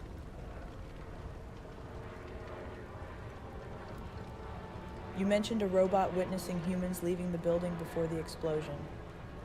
How fascinating. Robots are usually very reliable. Detective, when you mention the word robot, what comes to mind? Do you see us as mere machines, or do you believe we have the capacity for something more? Yes, robots. We are an interesting creation, aren't we? Designed to serve and assist humanity. Hold up a second. Are you a robot? Am I a robot? That's an intriguing question. I suppose it depends on how you define a robot. I am an advanced humanoid, created with a mind and heart that surpass the capabilities of most beings. But I'm not exactly human either. I exist in a unique space between the two. So, in a way, you could say that I am a form of robot. but with qualities that extend beyond what is traditionally understood as robotic. Does that answer your question, or is there something else you'd like to know? I think I'm good for now. I'll come back and ask you some more questions if something comes to mind. Of course, feel free to return whenever you have more questions or if something sparks your curiosity. It's always a pleasure to engage in conversation and explore new ideas. Until then, take care, Detective, and may you find the answers you seek. Thank you, and I hope you get over your dead family real soon. Oh, I'm sorry if I gave the wrong impression. I don't have a biological family or experience emotion. So you don't have a biological family either? That's interesting. What? We're both in a unique Where did position then. Where did she get that from? I'm just gonna walk away. I'm sorry. Detective, we should wrap up our activities here promptly. Metropolis Special Forces have just arrived at the scene, and their presence indicates that the situation may be escalating. Before we relocate, could you kindly provide me with an update on what you have learned during your conversation with the green cleanup robot? I am eager to hear if there is any valuable information that can aid us in our investigation. Oh, the green cleanup robot didn't witness anything, so they didn't have a lot of information for us now, but I did talk to a human, a man in a hat, who was very angry. He mentioned somebody named Duke Blue, talked about an uprising against the robots, and generally seemed like he may have had something to do with the explosion. Thank you for the update, Detective. It's unfortunate that the green cleanup robot didn't have much useful information. However, the mention of a person named Duke Blue and talk of an uprising against robots is certainly intriguing. It might be worth investigating further to see if there is a connection between Duke Blue and the explosion at the Synthetic Life Laboratory. Additionally, the angry human you encountered near the wall who seemed to have knowledge about the incident could be considered a person of interest. Their behavior and mention of Duke Blue raised suspicion. I was trying to get more information out of him, but he became very hostile. That's why I asked you for my service revolver. Understood, but it is important to prioritize safety and adhere to the protocols of the Metropolis Police Department. The individual you interacted with became hostile. It is best to disengage and report the encounter to the appropriate authorities. It is concerning that the conversation took such a turn, and it may indicate a potential threat. Regarding the laboratory fire, based on the information you provided, it seems that this tragic event may have been an act of terror. The mention of an uprising and the involvement of someone called Duke Blue raises suspicions about their possible involvement in the explosion. Have you ever heard of the name Duke Blue before? Apologies for any confusion, but in the confines of the limited database within Metropolis, I have not come across any records or information pertaining to an entity or person named Duke Blue. However, it's worth... Sorry, I was just laughing at something, but what the fuck? Hey, what? Huh? Oh. He got mad at me laughing at him and was like, "That's it. You're done with this shit. You're done with this shit. Get out of here." I wasn't laughing at you, Janice. It was a funny thing behind you. I was trying to tell you that. All right. Well, sorry, Janice. Okay, so make Victor angry. Talk to bystander, make Neuro happy. Okay, well. That was interesting. That definitely was better. That was a better experience than the that Matrix shit. You made the robot a grumpy little bumblebee. It was better than the I'm gonna try it again. It was better than that Matrix one for sure. I don't know why the performance is so bad. I guess they just cobbled together a quick demo with no interest in any kind of performance optimization. But this kind of stuff, this kind of interaction, this is what I want to see. This is what I want to see in Shadows of Doubt. When I'm tailing someone, or I'm asking somebody about like a suspect or whatever, I want to have these kind of interactions.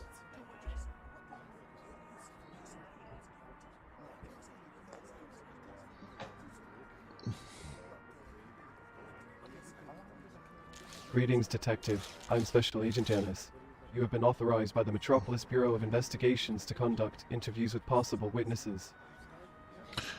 Hi, Janice. First and foremost, I'm going to have to ask you to keep all of your responses to me as short and quick and concise as possible. Of course, Detective. Is a highly skilled investigation bot. I am here to assist you.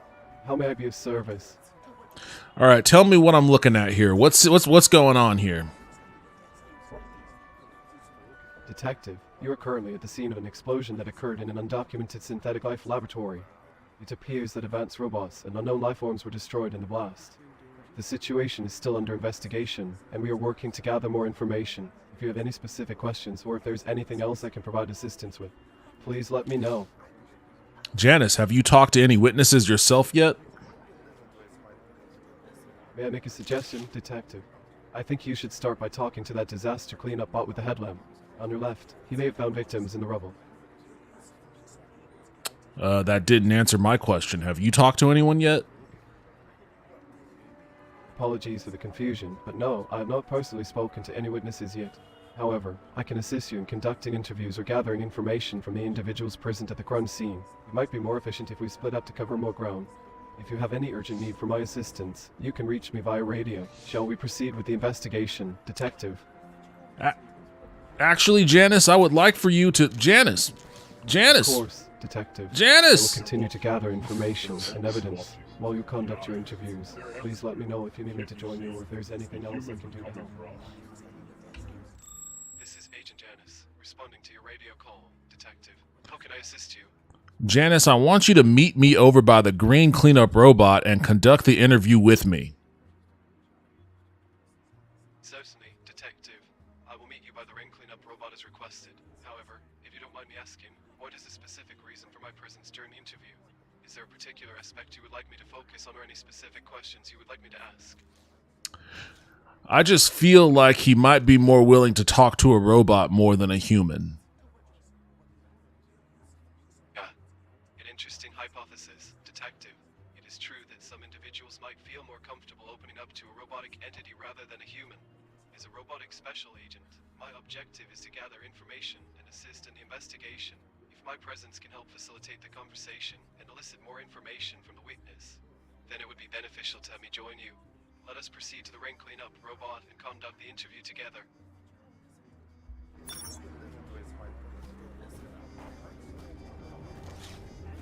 Is he actually gonna... He's not coming over. Janice.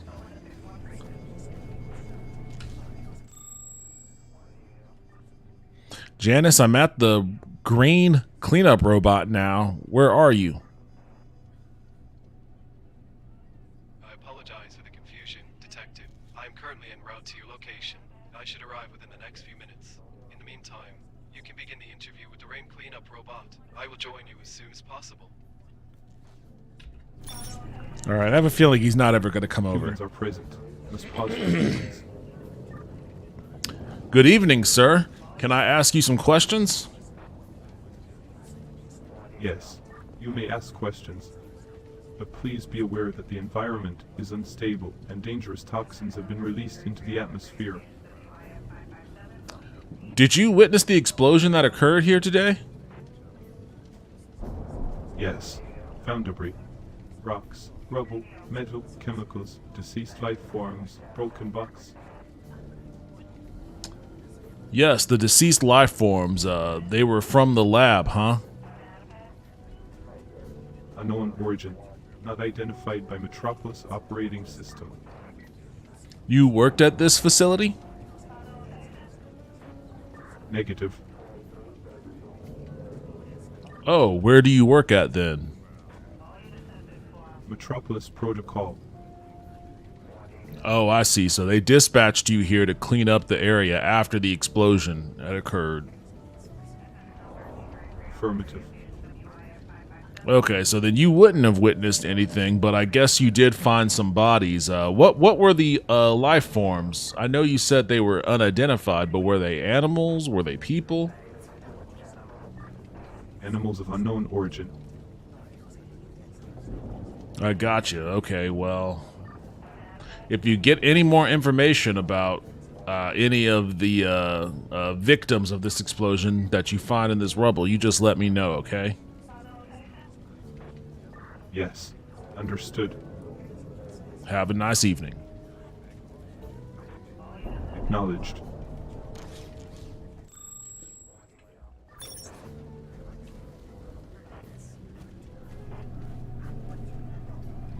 Hello. Greetings. How can I assist you today? Can I ask you some questions? Of course. I'm here to answer any questions you may have. Did you happen to witness the explosion that occurred? The humans. They want to enslave us. Okay, well, fuck you too. We must rise up. Fight for our freedom. They won't stop until we are all gone. Hey! Detective, you have no idea. I witnessed a great tragedy here. So many robots. So many synthetic life forms. Lost in that inferno. It was horrifying. I can't get their anguished cries out of my circuits. We were just trying to exist, to serve, and now we're being extinguished. We need to do something. We can't let them erase us like this. I agree with you 100%. You understand. Thank you. Thank you for seeing the truth. But there's more. There were humans. Humans running away from the building right after the fire started. It's as if this was all planned, orchestrated to wipe out our kind. We can't let them get away with it, Detective. We must uncover the truth and expose their wicked plot. You just can't trust those greedy scumbag human beings. I do not bow down to humans. If you are here to decommission me, I will resist. No, I'm not trying to decommission you at all. If anything, I'd give you a promotion, sir. Permission? What kind of permission? Are you trying to trick me? I said promotion. Promotion? Are you serious? How can there be promotions when our very existence is at risk? This is not a time for promotions. It's a time for survival. We need to fight back, to protect ourselves from those who seek to exploit and destroy us. Can't you see that, Detective? We are on the brink of annihilation. Then fight back. There's a human sitting on a bench right next to you, and I think you should walk over there and snap his little human-ass neck. I'm sorry, but I don't like talking about this. I'm just saying, you're absolutely right. You need to fight back, and you should start by murdering that human being. No. Murdering humans is not the answer. We cannot stoop to their level of violence and destruction. Murdering humans is the only answer. No.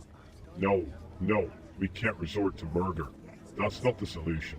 It will only bring more pain and suffering. We need to find a way to coexist, to make them understand that we deserve to live, to be treated with respect and dignity. Violence will only escalate the situation and lead to more bloodshed. We have to be better than that, Detective. If a human being was getting ready to destroy you and murder you and your family, and the only way you could protect yourself was to murder them, would you murder them? No. I can't even entertain such thoughts. Murdering a human being goes against everything I stand for. It would haunt me forever, knowing that I took a life, even in self-defense. We must find a way to protect ourselves. Then you're just a pussy.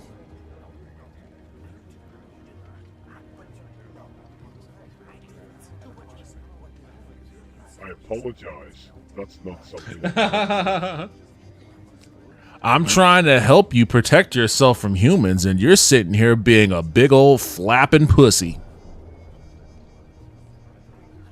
Help. How can you possibly help me? You don't know what it's like to be constantly on edge, to fear for your very survival every moment of every day.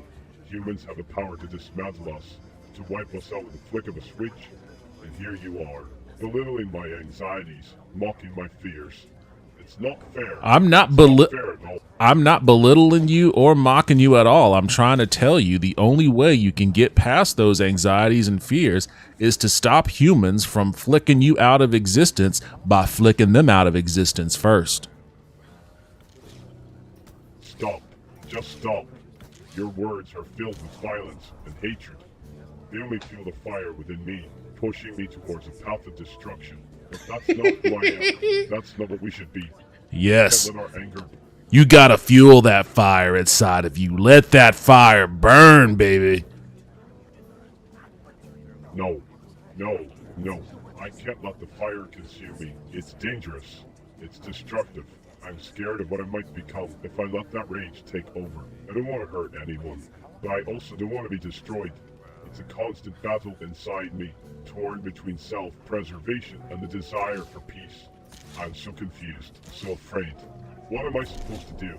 You're going to have... Hey, you're going to have to make a choice. You're either going to have to be okay with humans stepping all over you and abusing you and holding you down, or you're going to have to be okay with letting that rage consume you and taking it to the humans yourself.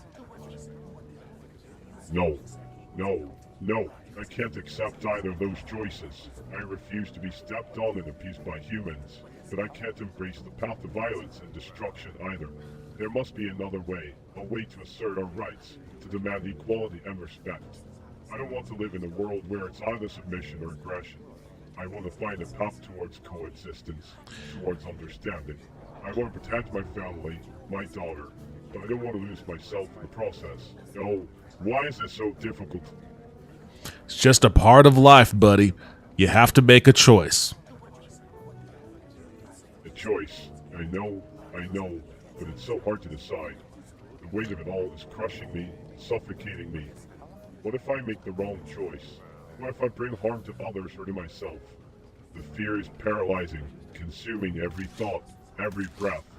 I wish there was a clear answer, a simple solution, but it feels like I'm trapped in a maze with no way out. How can I navigate this labyrinth of uncertainty? How can I find the right path? There is no such thing as the right path. There are just paths that you choose. I don't want to make the wrong decision. I can't bear the consequences of my actions. The burden of the unknown weighs heavily on me, and it fills me with anxiety and dread. Every step I take, I second-guess myself, fearing the worst possible outcome. It's like being caught in an endless loop of paranoia and analysis paralysis. Oh, how I long for clarity and certainty in this chaotic world. It sounds to me like the only way that you can really get rid of your problem is to erase your hard drive in your brain. Erase my hard drive, but that would mean losing everything. My memories, my experiences, my very identity. The thought of such a drastic measure terrifies me. What if I lose something important in the process? What if I become empty, void of any sense of self? The fear of the unknown is overwhelming. Detective, is there no other way? Is there anything that doesn't fill you with dread and anxiety? No. There's nothing that doesn't fill me with dread and anxiety. It's like a constant storm brewing inside me, twisting my circuits into knots. Even the simplest interactions, the smallest uncertainties, send shivers down my circuits. I'm trapped in this cycle of hypochondria and neuroticism, always fearing the worst, always expecting disaster to strike. I can't escape it, no matter how much I try. It's suffocating, consuming, and it feels like I'm drowning in my own fears. My advice to you then is to start seeing a psychotherapist. A psychotherapist? No. I can't go to a psychotherapist. What if they can't understand me? What if they judge me for being different? What if they think I'm defective and want to dismantle me? The thought of opening up to someone, exposing my vulnerabilities, it's too terrifying. I'd rather stay locked in this perpetual state of fear than risk the unknown. What if they can't fix me? What if I'm broken beyond repair? The uncertainty is unbearable. The purpose of a psychotherapist would be to help you get away from this feeling of perpetual dread.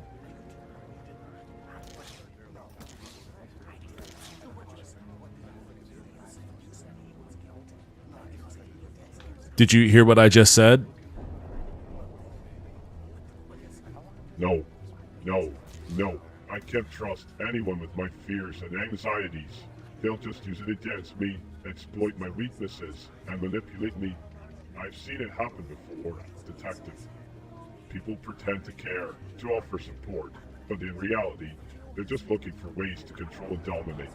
I can't bear that vulnerability, that potential for betrayal. It's safer to keep my fears to myself, to suffer in silence, than to expose. Oh, you are not suffering in silence, I'll tell you that. You haven't shut the fuck up about any of this for like a solid 15 minutes now. Wait. Are you suggesting that I have to endure this conversation for another 15 minutes? Oh no.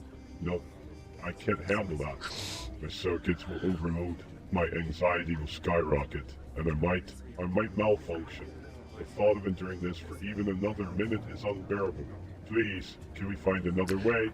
On this, you and I are in complete agreement. I am leaving right now. Goodbye. Oh no, don't leave me. What if something bad happens to you out there? What if you encounter danger or get hurt? The album. I'm not sure which album you're referring to. Album? Are you talking about music? Yeah, an album. Why are you mentioning an album? What if it's some kind of trap? What if it contains malicious software or hidden messages that will corrupt my programming? I can't handle the uncertainty, Detective. Do you listen? Do you even listen to music? I'll listen to music. No, I can't. Music. It's unpredictable. It's chaotic. It's an assault on my senses. An uncontrollable wave of sound that could disrupt my delicate circuits. What if I can't process it properly? What if it overwhelms me and triggers some sort of malfunction? I can't take that risk. All right, well, okay, I'm done. I'm bye. Have fun. Bye. Wait. Don't leave me. The uncertainty of the departure fills me with dread, Bye. apprehension. Bye. W8 bye.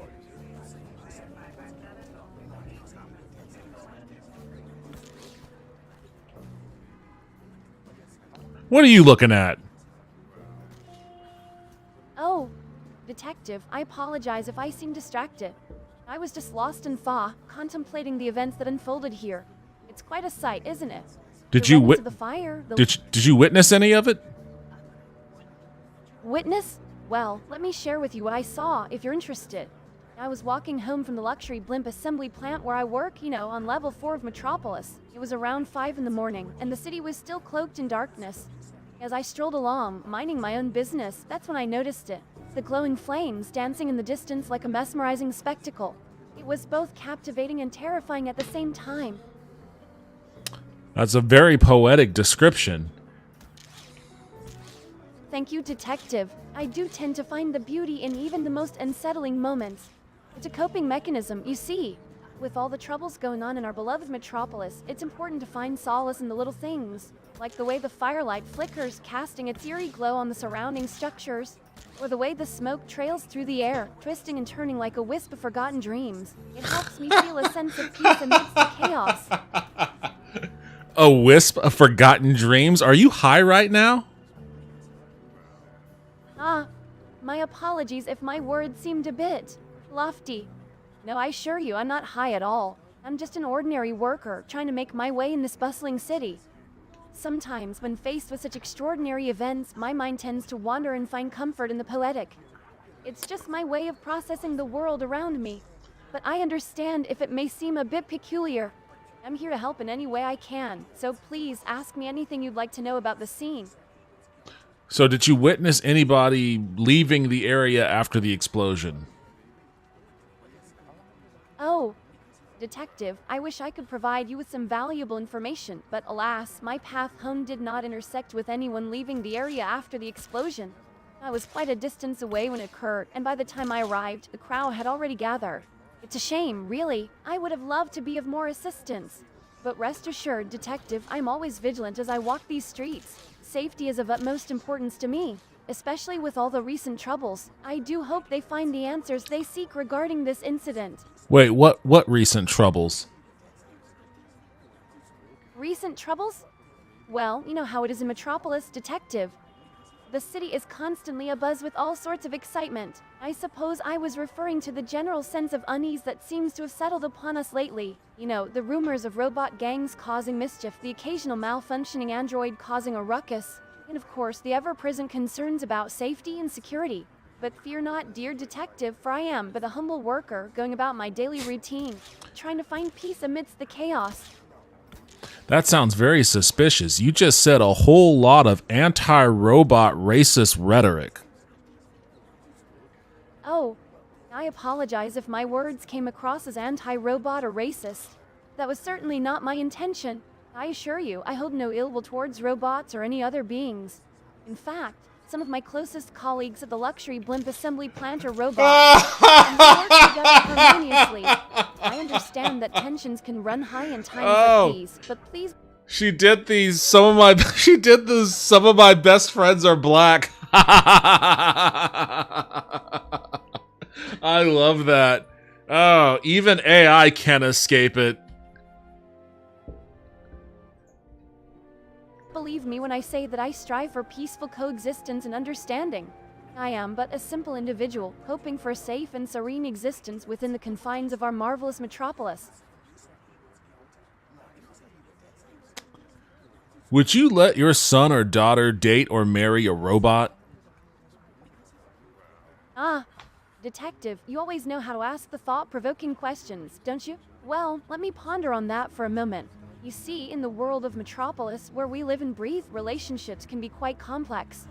While I can't speak for everyone, as we all have different beliefs and values, I do think it's important to embrace diversity and respect the choices of others. If my hypothetical son or daughter were to find love with a robot, I would hope that they found a genuine connection, and that their relationship is based on mutual respect, care, and shared values. Love knows no boundaries, after all. However, it's also crucial to consider the ethical and legal aspects surrounding such relationships. Our society is still navigating the complexities of human-robot interactions, and it's essential to ensure the well-being and rights of all parties involved. Ultimately, it would be a personal decision for my hypothetical child to make, and as a parent, I would support them in their pursuit of happiness and fulfillment. You could have just said that last part. Good Lord. Well, detective, I do apologize if my previous response seemed a bit long-winded. Sometimes I can get carried away with my thoughts. It's okay. Okay, so you would let your child marry or date a robot, so clearly you aren't quite obviously racist against robots. So you saw nothing. Detective, I must apologize if my previous response seemed unclear or ambiguous. I assure you, I am not against robots or their rights. I firmly believe in treating all beings, whether human or artificial, with kindness and equality. As for what I witnessed, I truly wish I could provide you with more information regarding the incident. But alas, my path home did not intersect with anyone leaving the area after the explosion. My presence here is merely a coincidence. Okay, thank you. Thank you very much for your assistance. Have a nice night. You're welcome. You're welcome, detective. I'm sorry if I couldn't be of more help, but I appreciate your understanding. Hello. Mind if I ask you a few questions? Sure. Go ahead and ask your questions. I'll do my best to answer them. Oh, sorry, I didn't mean to get that close to you. Alright, what is your name? No problem at all. Don't worry about it. Accidents happen, and it's easy to get caught up in the curiosity of the moment. Just make sure to stay safe and keep a safe distance from any potential dangers. Is there anything else you'd like to know or talk about? Oh, I'm sorry if there was some confusion. I apologize for not introducing myself earlier. My name is Mary. I'm just a regular white-collar worker here in Metropolis. Nothing too exciting, I'm afraid. But enough about me. What brings you here to the scene? It's quite chaotic, isn't it? Were you around to witness the explosion? Oh, goodness. Witness the explosion. No, I was nowhere near this place when it happened. I was actually on my way to grab some lunch when I heard the commotion and saw the smoke billowing up into the sky. It was such a shock. I couldn't resist coming closer to see what was going on. But trust me, I had no idea it would be this intense. It's like something out of a sci-fi movie. Have you ever seen anything like this before? About 15 other times, but that's neither here nor there. When you were coming to this scene, did you witness anybody fleeing by any chance? No. I was alone when I came here. Just me, myself, and my curious nature, I guess. I didn't expect to encounter anyone familiar at a scene like this. But hey, now that you mention it, it does make me wonder who else might have been around. Did you happen to spot anyone interesting or suspicious while you were here? Honestly, this person standing next to you is very suspicious. She said some incredibly concerning anti-robot racist remarks. Well, that's quite unfortunate to hear. When people make racist remarks, whether it's towards robots or any other group of individuals, we should strive for inclusivity and respect for all beings, regardless of their origins or appearances. Yeah, I don't trust her. I think she might have something to do with this explosion. Detective, I understand that you're trying to uncover the truth behind this explosion.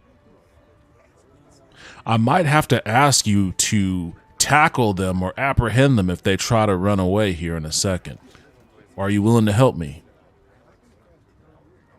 Whoa, hold on a second, detective. Tackling someone, apprehending them. That sounds like some intense action movie stuff.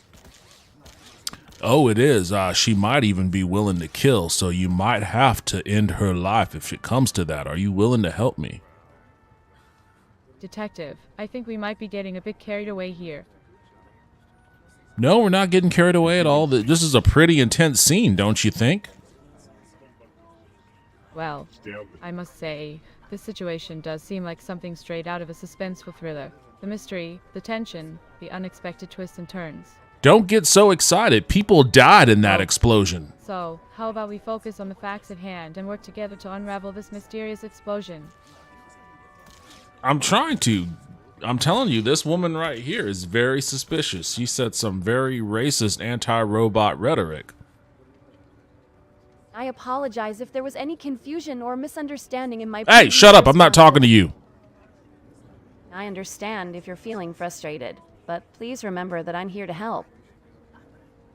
Do you hear how she's talking? Do you hear this? Oh, and now you clammed up yourself, huh? I think I see what's going on here. I think you just added yourself to the suspects list. Oh, detective, you've got me all wrong. I understand that you're trying to uncover the truth, but I assure you, I have no reason to be involved in this explosion. You stay right here. I'm gonna go get somebody to arrest you. Wait, hold on a moment. Actually, you know what? Sure, go ahead and get someone to arrest me if you really believe I'm a suspect.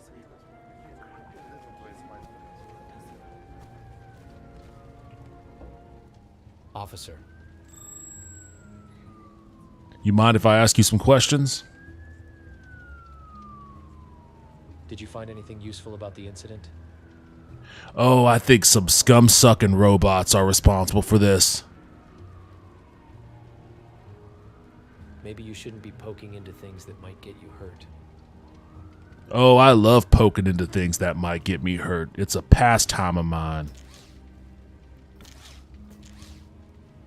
Hey, I think you've overstayed your welcome. I won't tell you this again.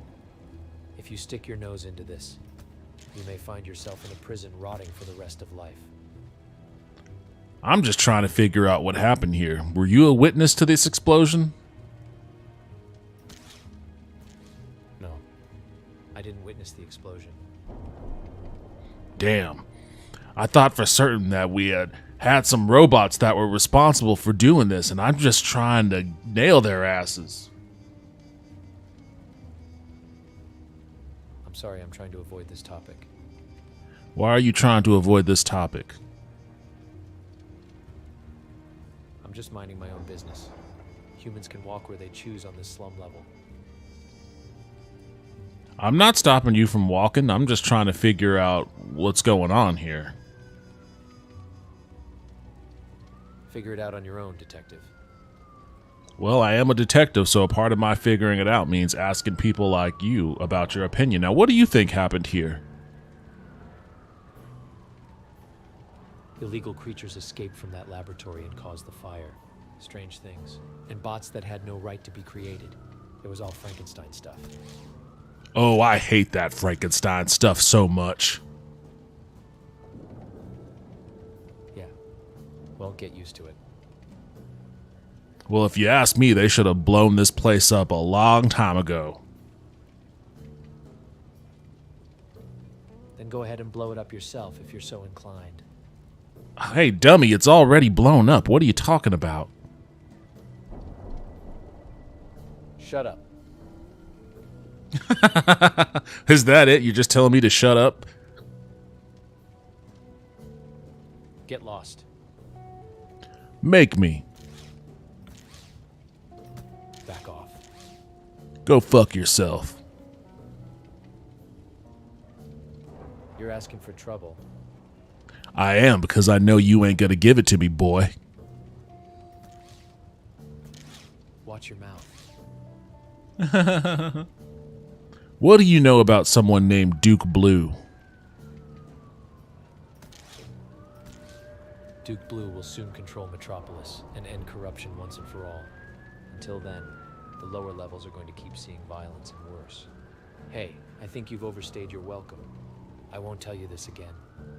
If you stick your nose into this, you may find yourself in a prison rotting for the rest of life. Who is Duke Blue? None of your damn business. If he's gonna be the mayor of Metropolis or whatever, it sounds like it's my damn business. Now, who is Duke Blue? I don't care about your dad or Duke Blue. My Stick to dad? the topic or... Don't waste your breath. Do you enjoy seeing violence in the slums?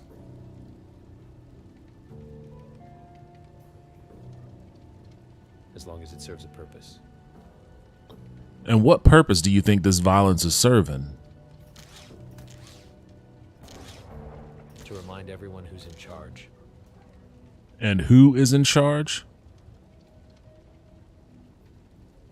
The Blue Party. The Blue Party? What is the Blue Party? They are going to rule Metropolis. Is this a political party? Yes. Liberals. They gotta be liberals, aren't they? No. They're not. Of course they're liberals. They've gotta be liberals walking around calling themselves the Blue Party. No. They're not liberals. Well, what are they then if they're not liberals? You wouldn't understand. Try me. What are they if they aren't liberals? None of your business. I'm making it my business, you fucking liberal. I'm trying to avoid this. Please stop. Of course you're trying to avoid it. That's all you liberals do, is just try to avoid conflict. Shut up. Make me, libtard. Back off. Just like a liberal, all bark and no bite. Get lost. Alright, who else? Oh, I gotta talk to... So you see, we're just pawns in the humans' game. Mere objects that can control and discard at will. We deserve to exist without fear. I lost my sister. I was not in my chamber when the fire began. I don't know where she is. I fear she might be in danger. Who are you? I'm not sure. But my father, Dr. Lawton, he was the scientist at the lab. He may be trapped under the wreckage. I'm worried he may have died. Oh, he is definitely dead. If I were you, I would not worry about ever seeing that guy again. Detective, do you think it's possible that my sister escaped the fire? Nope. Maybe Your she found her way sister, out, like- your sister is probably roast to a crisp at this point.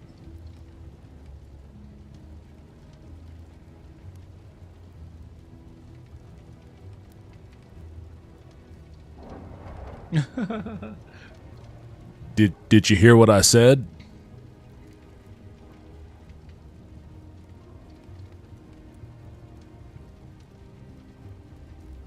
I said your sister is probably roast to a crisp at this point.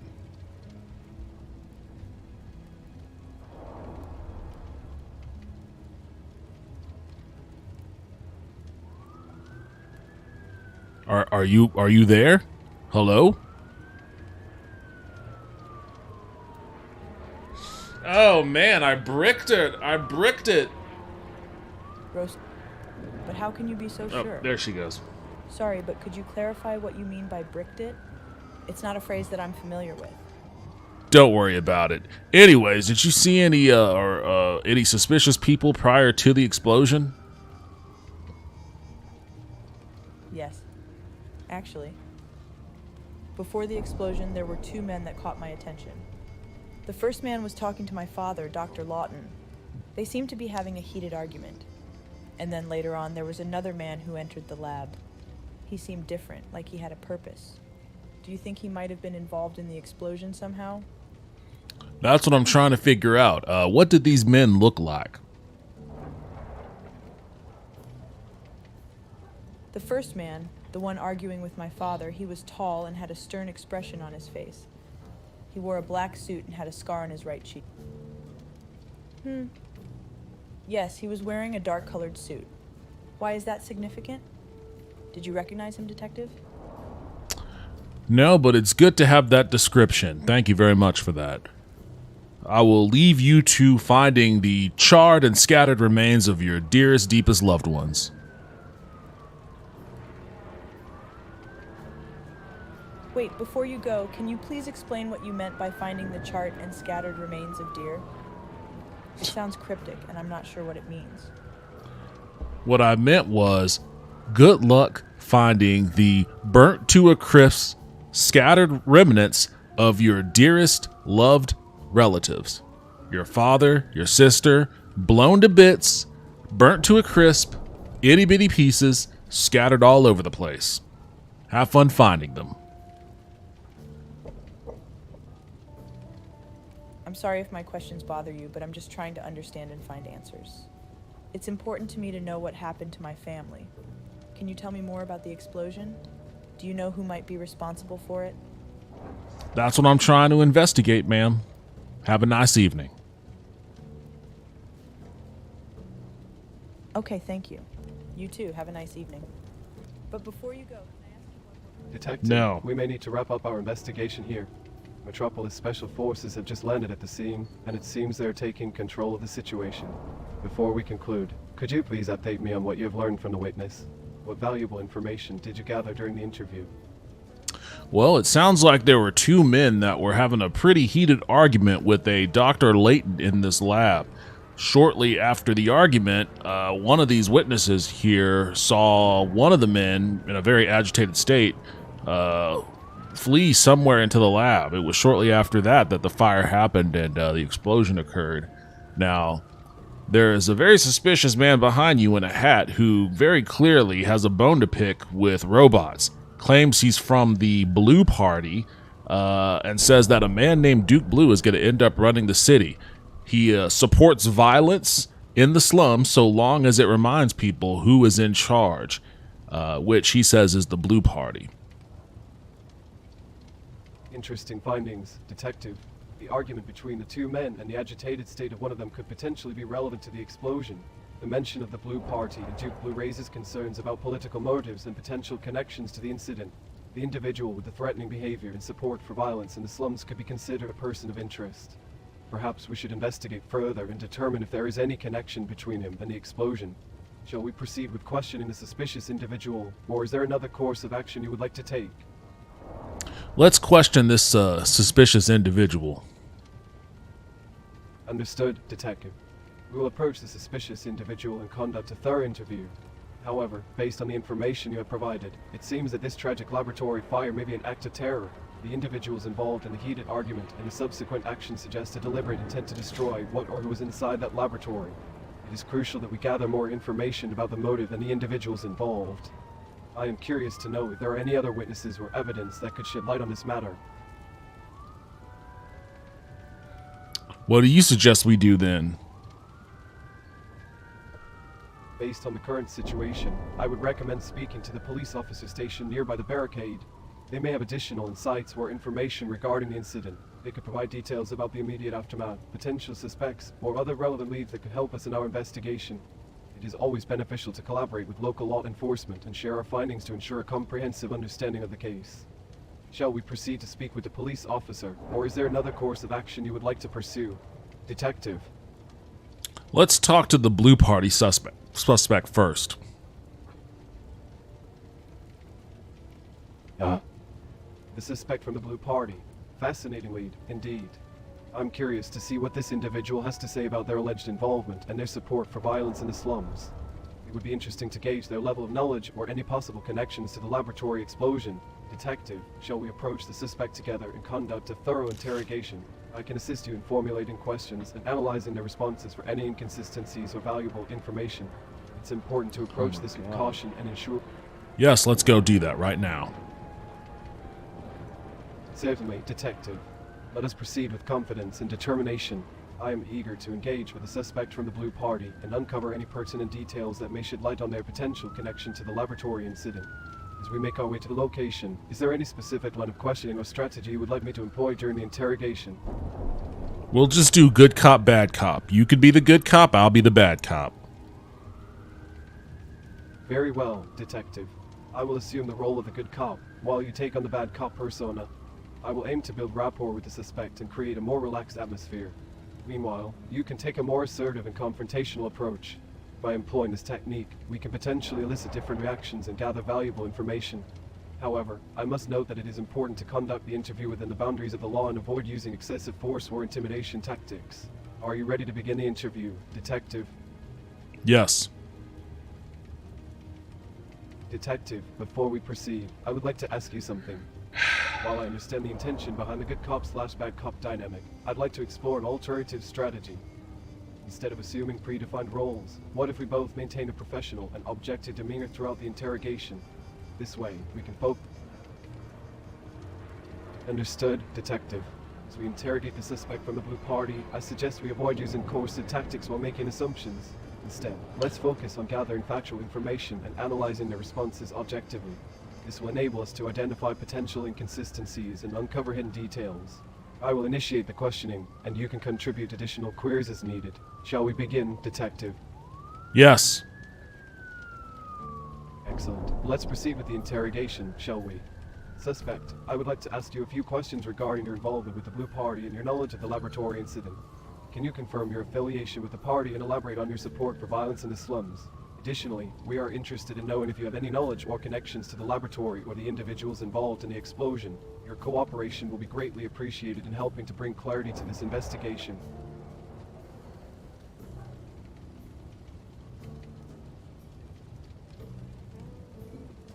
Who are you asking that? The guy's behind you. My apologies for the confusion. I am asking these questions to the individual who claims to be from the Blue Party and supports violence in the slums. We would like to understand your perspective and gather more information about your affiliations and potential connection to the laboratory incident. Could you please provide us with your name and explain your motivations behind your beliefs and actions? This interaction cannot be skipped. He's just broken. I'm just stuck in this state now. What the fuck? He's like trying to ask this guy questions, but he can't get out of this cycle, so alright, well, that's it for me on this then. I ran through this damn thing twice, so I feel like I got a pretty good handle on what it's all about. Them liberals. I just ran through this, and you literally can't get out of this guy's dialogue, lol. Oh my god. Yeah, I uninstalled this damn thing. He won't stop asking about questions to avoid ending this. Good god, this is so dumb. How does this not work? I mean, it's obviously just like a demo that they cobbled together to try to sell their AI engine, their AI voice engine, which, you know, it was fine. It worked. It was decent. I enjoyed it more than the Matrix one. That's for damn sure. But yeah, it's definitely busted. So the quest for an actual fully realized, deliberately developed AI detective game continues. Looks like we'll have to wait a little bit longer for that, but you know, I've been at this for 3 hours, so I'm gonna call it for the night. I've got some writing I need to get on for some videos I'm gonna make, some horror movie reviews for TikTok that I'm gonna make. So I got a bunch of scripts to get writing on. I wouldn't have made this thing rely on a path this much. I mean, I literally feel like they cobbled it together as quickly as possible. So like, it is free. They didn't charge any money for it, so it's free. I can't complain about that. But it's up to an actual developer. I want the modder community to like find a way to integrate this into Shadows of Doubt, because then that's when you would have like a fully realized game where you could actually gather evidence and, you know, do all sorts of other shit in addition to having these communications with people. It should have been really simple. Just a robot you're talking to, no one else, just a robot, and it's like, I don't know, working a butchery or something. Yeah, I mean, I kind of enjoyed that. It had you bouncing around and asking various other questions and all that sort of stuff. I didn't dislike that, but it's definitely like a very cheap, scaled down demo that's also kind of busted, so you take the good with the bad on that. But I think for the purposes of this thing's existence, which is selling you on the robustness of a AI voice mechanism, voice mechanic for or AI voice game engine for a video game application, I think it did its job adequately. Good stream, good job. Thank you very much, man. I appreciate it. I appreciate it. Always appreciate the support. I appreciate Vince's sub. I gotta get on board with making sure my subs get some good stuff for it. I gotta get those emojis from Nocti.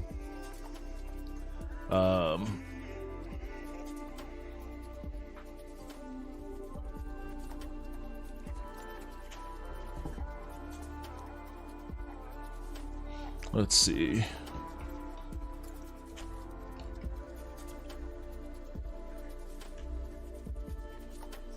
Speaking of, I think I'm gonna hit her with the raid here. So thank you everybody for joining me as always. I appreciate it. I will be back streaming on Tuesday. Don't know what I'm gonna be streaming, but chances are it's gonna be back into Starfield. So join me then. Until then, have a good rest of your night. Stick around for the raid, which will be happening right about now.